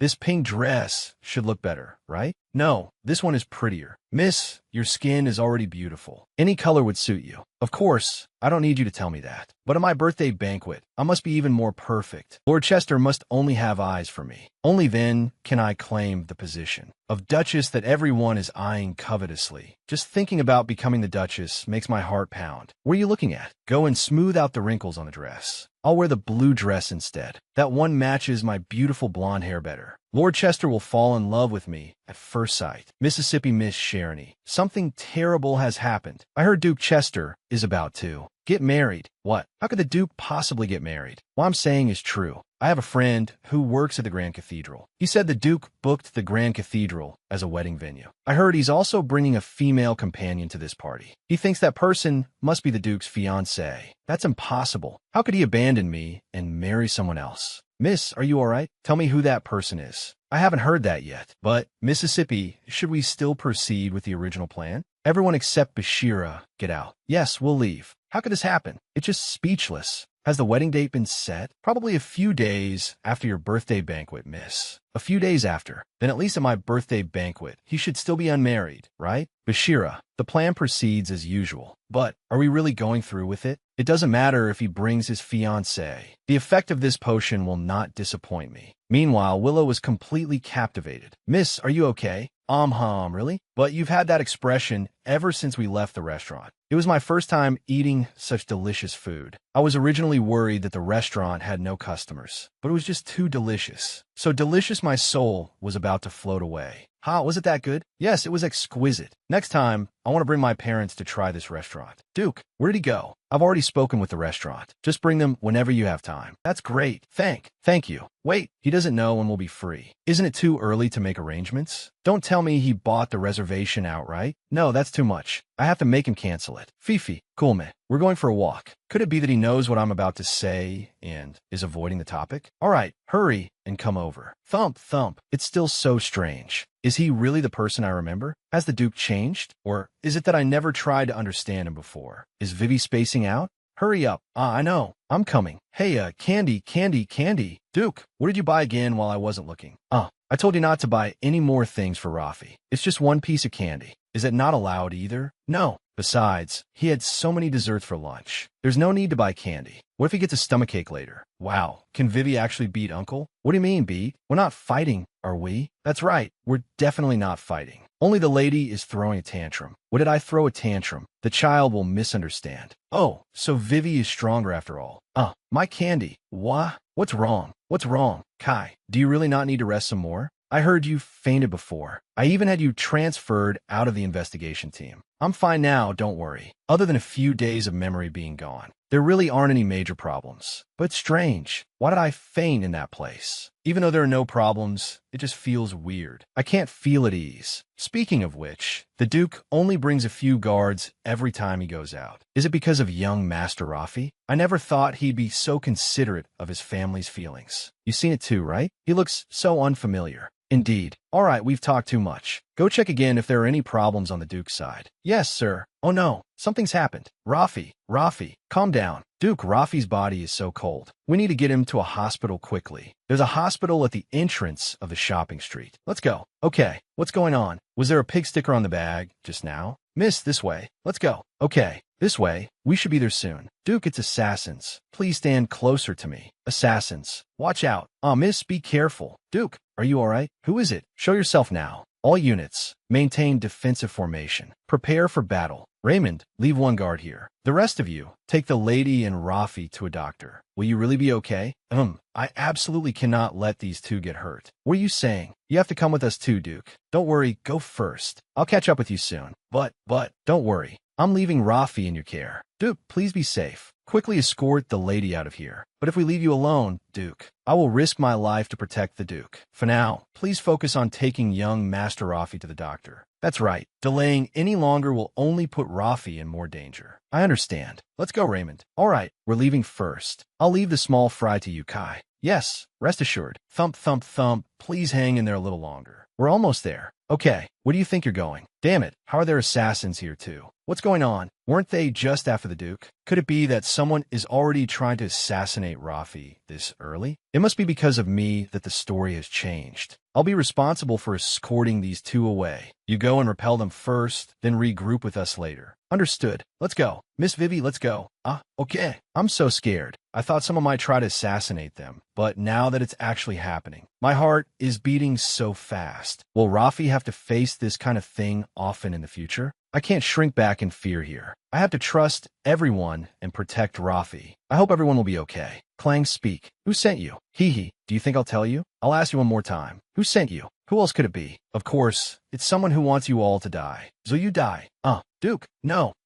It's a good thing you took care of him. That's great. Have all the lurking guys been dealt with? Not a single one left. They've all been dealt with. But who on earth did this? This? It's a spider tattoo. Damn it, Rafi. How did it suddenly come to this? We've already given him a sedative. Please wait a little longer. The child is still in pain. How is just a painkiller enough? Since you're a doctor, you should find the cause of the illness. You should be treating the child properly. Miss, please calm down a little. I'm sorry, doctor. It's all right. I understand how you feel. It's normal to feel agitated. However, based on my observations, it doesn't seem to be a physical problem. So please wait a little longer. All right, I'll return to the medical room then. If you need anything, please call me for help again. Miss, I'll go scout the surrounding area. It's not a physical problem. Rafi is just like when he had his previous episodes. Is it because of his amnesia? Yes, in the original story, he often had episodes due to his amnesia. We can only wait for him to get better on his own. But why did he have a sudden episode this time? In the original story at this point, no one would try to assassinate him. I really can't figure it out. If this continues, we might encounter unexpected dangers in the future. What if something happens to Rafi because of this? What should I do? I can't be of any help right now. Rafi, I'm begging you, please wake up safely. Miss, I'm here. Your Grace, you're finally here. What's going on? Did something happen? What the hell? Honestly, why are you so late? I'm sorry. Are you hurt? Or is Rafi hurt? I'm Fine.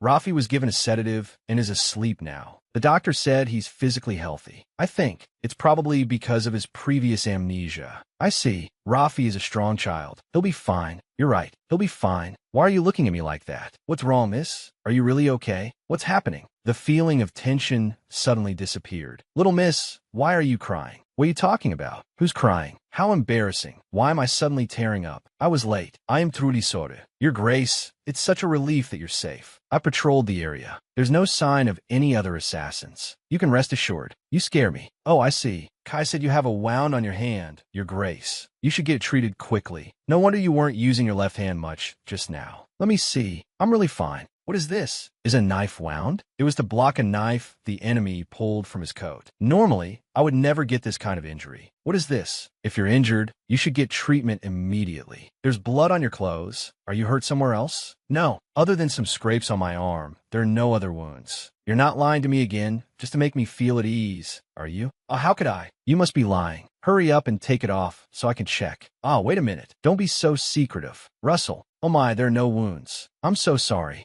What did I just see? Is this person really our Duke?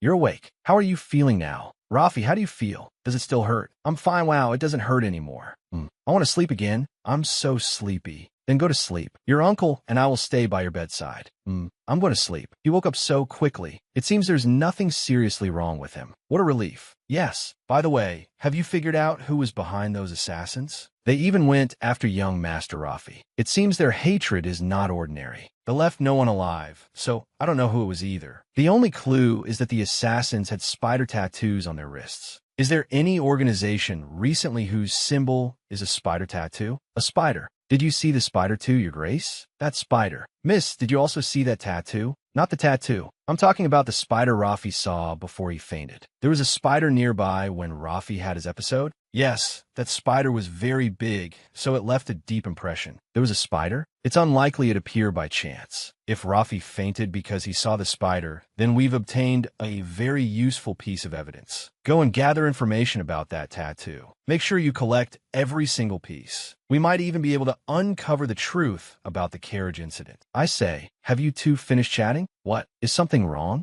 I look like I'm fine now, right? And you've confirmed Rafi's condition, right? Yes. Since you've finished confirming, you should be getting proper treatment. Why are you just standing there chatting and ignoring it? Stop procrastinating like this. Nana is right here. Miss, do you need my help? Doctor, hurry and help check the Duke's wound. The wound is a bit deep. If the stitches are done well, there shouldn't be any problem. Please press here firmly to stop the bleeding, and then come with me for treatment. What about tetanus? The wound won't get infected and rot, will it? Don't be nervous. But what do you mean by tetanus? You seem to have mentioned tetanus last time as well. What exactly is that? I don't think I've ever heard of it. Right. This word doesn't exist in this world. How am I supposed to explain it to them? It means the miss is probably talking about an illness related to wound infection. Don't worry, I'll disinfect it properly before suturing. It shouldn't get infected.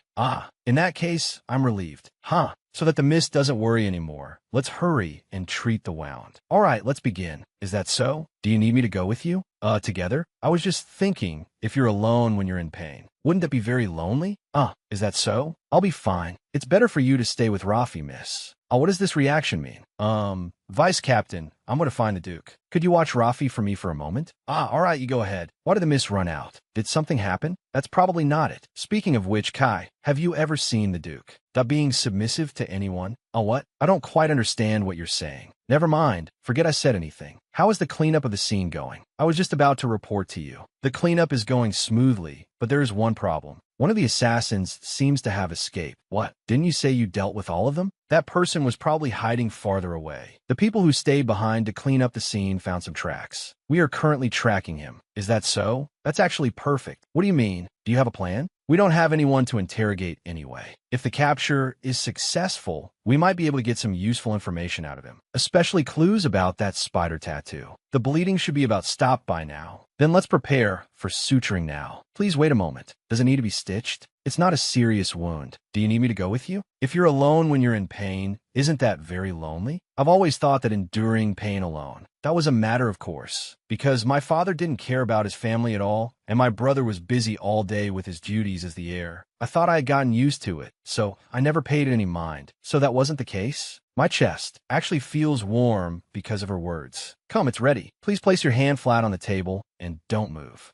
Alahite. Do you need anesthesia? It's not necessary for this level of injury. What do you mean it's not necessary? Of course you need anesthesia. How can you suture a wound without anesthesia? This won't do. Miss, what are you doing here? Didn't I tell you to stay with Rafi? The vice captain is watching Rafi for me. You don't need to worry. You should be worrying about the Duke's wound right now. But I'm really fine. What do you mean you're fine? Doctor, how many stitches does his wound need in total? About 15 stitches should be enough. Then when can the stitches be removed? This varies depending on the individual's recovery, but about 2 weeks should be enough. Will it leave a scar? Will it last for a long time? How should the wound be cared for? As for the scar, nah. I'll give you the anesthetic now. It's done. We'll start suturing once the anesthetic takes effect. What's wrong with you? Is it very painful? It's all right. I'm not in pain. Doctor, the Duke is a bit strange. What's suddenly wrong with him? Could it be because of the anesthesia? How is that possible? Absolutely not. Then, miss, you must be my anesthetic. What are you talking about? I'm smiling because of you, Mississippi. But it's probably because my face is just funny to look at. Doctor, I'll go wait outside. I'll leave the rest of the treatment to you.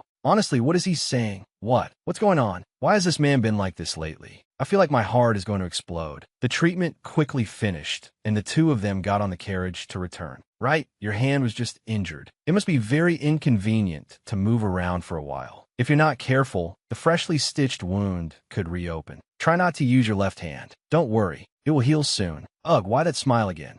But more importantly, today's assassins. They were after you and Rafi, right, Your Grace? I'm afraid so. Are they the people related to the carriage accident? Based on the clues collected so far, it should be that group. If the reason for Rafi's episode today was the spider, then it's almost certain. A spider, you say? Miss, didn't you say earlier that Rafi saw a spider when he fainted? Yes, and the assassins happened to have spider-shaped tattoos on their wrists. This is the first time I'm hearing about this. I haven't finished reading the original story. I had no idea the spider tattoo was a clue. But even with a clue about the culprit, there's nothing I can do right now. Does this mean I can only watch as Rafi is put in danger? I'm very sorry. It's all my fault for putting you in danger, Mississippi. No, it's the assassin's fault. Why are you apologizing, Your Grace? You and Rafi have done nothing wrong. There is again the same look in your eyes as that time. Miss, why are you so certain that I'm not the real culprit? Because, Your Grace, that you're definitely not the kind of person who would do something like that. Willow Prosy, I really don't want to let you go. We must get married soon. Why are you suddenly saying that? Q quickly changed the subject. Speaking of which, if we get assassinated when we go out, what should we do about the birthday banquet in a few days? That is indeed not very safe, but we still have to attend that banquet. Are you on good terms with Count Hopley, Your Grace? More importantly, I need to go to the banquet to check if there's anyone connected to this assassination. That's true. To be able to hire so many assassins. That the mastermind might be a noble with strong financial power. Miss, if this incident makes you feel uncomfortable appearing in public, that you don't have to go. It's all right. I can attend. We have to go to that banquet to announce our relationship anyway, right? It would be even better if we could find a key clue to that incident there. She actually used the word our. It sounds like the kind of inseparable relationship. The word our should be used to describe two people who are very close, right? What's going on?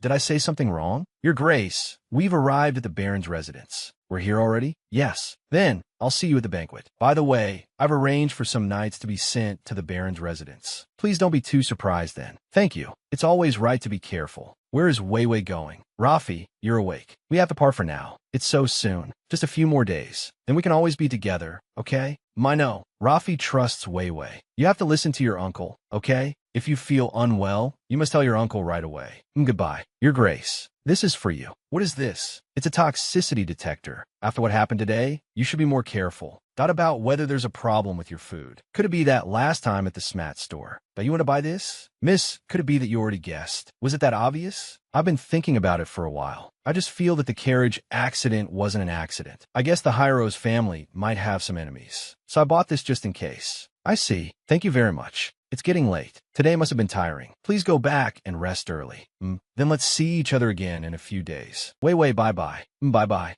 But why thank me? The original story never wrote about today's attack. It's possible this incident happened because of me. If the original story changed because I intervened in the protagonist's life, what should I do? I don't know when Rafi will wake up. Arrange for someone to stay with him. After something like this, we naturally need to be more attentive. I will arrange for Tia to accompany young Master Rafi. Your Grace must be very tired too. You should also rest early. There are still many things to deal with. How is there time to rest? Go to the office and pour me a cup of tea. Your Grace, the team tracking the fugitive has found the enemy's base. The vice captain doesn't know how to proceed, so he sent me to ask you, Your Grace. We might find clues about the carriage accident. I absolutely cannot miss this. Get the horses ready immediately. Go quickly. I will command this personally. Your Grace, this is the place. How is it? Are those guys still here? When our tracking team arrived, they had already set fire and fled. Although we did our best to put out the fire because the basement collapsed, that it might be difficult to find any useful evidence. It doesn't matter if it takes time. Search the entire place thoroughly, including the basement. They were really meticulous in destroying the evidence. Your Grace, we made some inquiries. It's said to be a new organization called Tarantula. Tarantula? What about their leader's name? I'm very sorry. We haven't found out that much yet. Your Grace, a gem was dropped here. This is a sapphire, but such a common gem probably doesn't count as a clue. This isn't an ordinary gem. The color it shows after infusing it with magic is different. But among those attackers, there was no one who could use magic. Could it be that leader? Damn you, Hyros. I will come for your life one day. Just you wait. Lying flat in bed really is the best. It feels like all of yesterday's fatigue has completely disappeared. But I think I'm a little hungry too. Should I get up? Wei, are you up? If you're up, come downstairs and take a look. We have a guest. Oh my. This lady must be the Duke's fiancée. Heavens, how could such a perfect person exist? This stunning and elegant appearance. This figure is as if it's been blessed by the gods. You must be so happy to have such a beautiful daughter. Our precious daughter is beautiful on the inside, too. Oh, look at my memory. I forgot to introduce myself. I'm in charge of making the dress the miss will be wearing. My name is Griel Moraes. For convenience, you could just call me Griel, miss. Ah, it's a pleasure to meet you, Griel. Sent by the Duke. You must be a famous designer. This person isn't in Willow's memories. It seems he became famous after I transmigrated. Then I'll step out for a moment. I won't disturb you. I'm counting on you. Rest assured, I will dress the miss up to be the most wonderful bride. All right, then let's begin, miss. What is this feeling of unease? Where did this come from? I've already drawn up the dress designs in advance. How magical. Is this magic? You can take your time looking. Just pick a dress that you're satisfied with. Okay. Either there's too much exposed, or there are tons of decorations hanging off it. Are these styles popular recently? They're all very pretty, but I still prefer simpler, less flashy styles. Oh my, so you prefer simpler types. I clearly drew some elegant and simple styles too. To think there wasn't one you liked, I was too complacent. There aren't any simple designs here, are there? This person's standards are so peculiar, but it's all right. I came prepared. We can also take your measurements. How about we try on a few dresses? Your Grace, help me. Miss, how about this one? Let's try it on. It's not great. Then what about this one? If I had known it would be like this, I should have eaten before coming downstairs. I can understand the enthusiasm, but I'm going to die if this keeps up. All right, I think we've tried on enough by now, but there are still many dresses we haven't tried on. Let's try some more. Hey, no need. Just from these, I've already come to understand that how amazing your skills are. I trust Griel's eye. So just design one for me according to your own ideas. You're leaving the design completely to me? Miss, you truly have a good eye for people. I will definitely dress you up to be the most beautiful bride in the world. I believe in you. Please, just let me go. Miss, you're attending a birthday banquet in a few days, right? Do you need my help picking a dress? I've already picked one, so that won't be necessary. What a pity. Well, have you prepared a gift? I haven't chosen one yet because I don't know what to give. Perfect. I happen to have something here. Miss Sharony should be coming of age this year. You can give this piece of jewelry to her. Giving roses for a coming-of-age ceremony is a tradition. See, it's very suitable, isn't it? It's so beautiful. Thank you. This gift is really perfect. I'll take my leave for today. Wait a moment. I haven't paid for the jewelry yet. It's all right. Please consider it a gift. I'll be going now. You just gave it to me like that. The design sketch in your hand. That is the dress for the wedding. It's far too plain. Aren't there any decorations on the dress? Your Grace, honestly, I haven't finished the design yet. Later, I will also adorn it with gems and lace trim. As long as I can complete the Duke's commission, though my reputation will grow. A mere piece of jewelry is nothing. However, I need to arrange the decorations according to the budget. You'll need to tell me the approximate budget. Budget? Do you know what you're saying? Do I seem a bit greedy? This lord is notoriously cold-blooded. I think I spoke too casually. There's no such thing. No budget. There is no upper limit to the budget, as long as my bride is satisfied. Are these the only pieces of jewelry left? But this pair of earrings doesn't seem to match the dress. Wei, are you not ready yet? The Duke is already here, waiting to pick you up. I'll be right out. Just a moment. All right. I'm sorry, Your Grace. Wei might need a little more time. It's all right. I'm sure she'll be out soon. After coming of age, she stopped caring much about dressing up. It seems she's taking her date with the Duke very seriously. What date? I'm about to attend a public event with the Duke. I'm just trying my best not to. Not embarrass the Duke. Oh, Wei is here. I'm sorry, Your Grace. Have I kept you waiting long? It's all right, Mississippi. Since you're ready, let's depart. All right, let's go. We'll be leaving now. Have a safe trip, Wei. Be careful on the road. Right, son-in-law? You be careful too when you go out. Okay. Father-in-law, we'll be back soon. The Duke's acting is amazing. He even fooled Dad. Let's go, miss. Is my makeup too heavy? Others will definitely think I put in so much effort to please the Duke. I shouldn't have tried so hard. I should have just done it casually. Please wait. I'll get the door for you. You seem a little stiff today. I wish I could be like the Duke, able to command a room with just my face, even with minimal effort. How can his face be so dazzling even in the dark? Is there something on my face? And no, nothing. Oh, you've already taken off the bandage? What? Is something wrong? Let me see how the wound is. I got rid of the wound. There's really not a single trace left. How did you do that? I used a regeneration potion. Because you were always worried about my wound, I erased it. Huh, what's happening? Why is he so close? I wasn't that worried. We should get going. In the carriage, Willow wondered, why do you hold my hand before we got in? It's going to be so awkward until we get out. Miss, I have a small request. Could you hold out your hand for a moment? My hand? Yes, please hold out your left hand. It's a diamond ring. Yes, it's an engagement ring. An engagement ring? Wait, this isn't real. It's just a detail for playing the part of an engaged couple. Oh, I see. I understand. As for the wedding ring, I'll prepare something even better than this. Okay, I'm such an idiot, getting so flustered over a ring. The Duke must have prepared this carefully so he wouldn't be found out. I'm such an idiot. Idiot, stop misunderstanding. When are you going to confess to the young lady? Since you've already prepared the ring, why not take this opportunity to confess? Of course, I want to confess to her right away, but we're not married yet. If I confess rashly, she might get scared and leave me. I have to wait cautiously for her to accept me until the young lady is a little more willing to give me her heart. Your Grace, we've arrived at Count Hopley's residence. All right, let's go in. Okay, I'm coming. It's the Duke of Hylos. He usually dislikes these kinds of parties. How rare. But the young lady on his arm, could she be? It seems the rumors about the Duke getting married are true. I expected this, but there are still so many eyes on me. Your Grace, you've really come. It's my honor. I'm here to wish Miss Hopley a happy birthday. Count, it seems the rumors are true. May I ask the future lady of the Hylos house to introduce herself? Your lordship, please come with me for a moment. I'm very sorry. May I be excused for a moment? It's fine, you go ahead. If you don't mind, may I use the restroom? Are you feeling unwell? No, I just want to wash my hands. There are too many eyes on me. I'm so nervous my palms are sweating. As expected of the Duke. He's so calm under everyone's gaze. Clatero, I am sorry. Are you all right? I'm Euphine. Are you hurt? Yes, I'm truly sorry. Bashira, what are you doing over there? Get back to your post. Yes, I understand, my lady. Hello, you must be the Duke's companion for today. Yes. It's a pleasure to meet you. My name is Sharony Hopley. It's a pleasure to meet you. Sharony Hopley. That name. You're the guest of honor at this banquet. I sincerely wish you a happy birthday, Mississippi. Thank you. She's just a minor character I barely remember.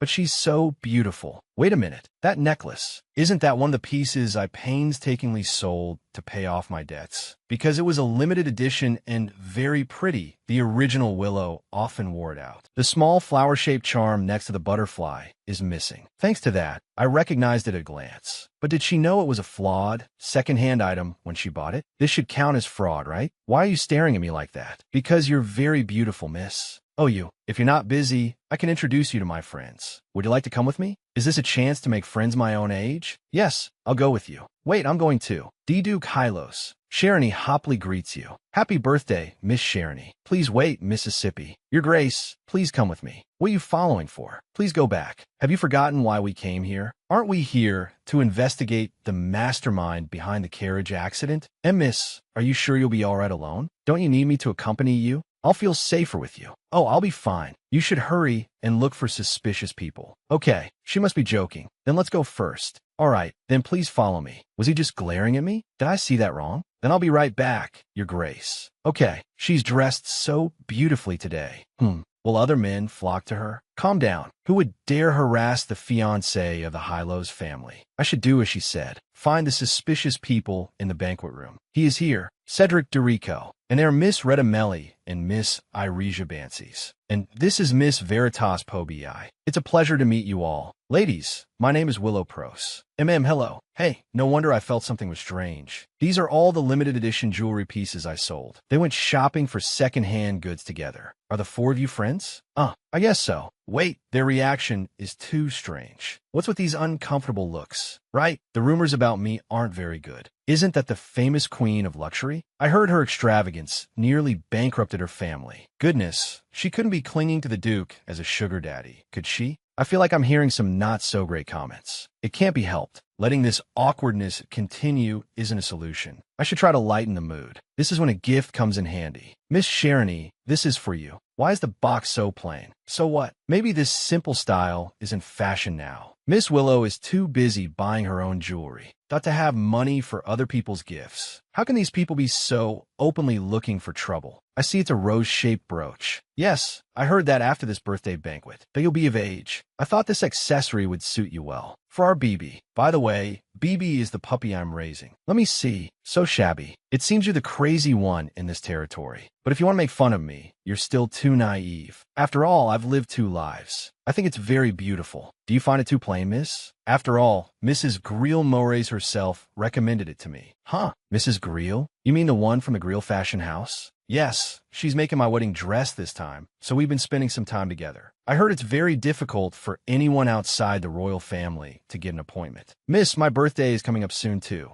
Could you put in a good word for me? I'd like to ask you too, Mississippi. Oh my, you didn't seem to like that accessory earlier. I wonder if this will satisfy you. We just didn't recognize it earlier. It was a misunderstanding. Miss Willow's taste is truly outstanding. See that? You little girls can't deal with me with these petty tricks. This probably isn't because of the rumors. They must genuinely hate me. This is the first time we've met. I haven't done anything wrong to you. Why are you treating me like this? Look over there, what's happening? I just came to attend a banquet. What did I do wrong? I'm sure I told you that not to appear before me again. If you understand, then scram. This is my final warning. Just because I said a few bad things about that woman, you're going to treat a friend like this? For such a trivial reason, you unilaterally cut off business dealings with my family. That's way too far. Viscount Cedric Dorico, I told you this was the final warning. The Viscount really has no ability to learn. What are you talking about? Do I have to teach you a lesson? Everyone, listen up. From this day forward, anyone who helps the Dorico family, that will be considered an enemy of the Hilo's family. Doesn't that mean he's going to bankrupt the Dorico family? The entire empire's cash flow basically runs through the Hilo's family. Who would dare help them? It seems the Duke of Hilos has been thoroughly angered by him. Whisper, whisper. Why are you doing this? Let's talk this out. Since you can't control your tongue, you should have been prepared for this. Even so, this is too much. What is this? What's so important about that girl? Too late. Get out of my way. What is this all about? What's so important about that girl? On the other side, Willow was also troubled. She'd gone through the original Willow's memories, but still couldn't figure out the situation. Did I just run into some well-dressed psychos? Seriously, what is this? That must be the only explanation. After all, who would glare at a guest they've just met? But I'm not afraid of psychos anymore. Since they hate me for no reason, I should give them a reason. Oh, everyone look. Isn't Miss Sharony's necklace beautiful? Yes, the butterfly decoration is very pretty. It matches the color of her dress perfectly. Miss Sharony, what's gotten into this woman all of a sudden? Do you like it? It's a new limited edition piece. It's probably very hard to buy now. We all got ours. Got from a visiting jeweler from Libya. I bought earrings and a bracelet. If you're interested, Miss Willow, though we can invite you to go with us on their next visit. No need. I just wanted to tell you. Got to be careful of that jeweler. Why? Because Miss Sharony's necklace is one I sold to him secondhand. But he tricked you into thinking it was new. What? Secondhand?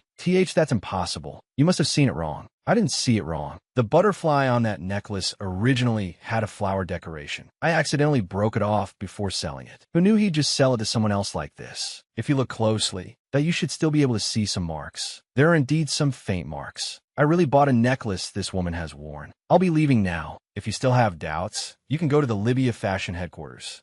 To confirm. Oh, right. The rings, bracelets, and earrings the other ladies are wearing are all pieces I sold because I thought they were outdated. It's great that they've found new owners. How annoying. What is this? See, calm down. We'll go to the Libya fashion headquarters to complain. Yes, we should report that unscrupulous jeweler. You're so noisy. I don't want to see you. Get out of my sight. Bashira. Where did Bashira go?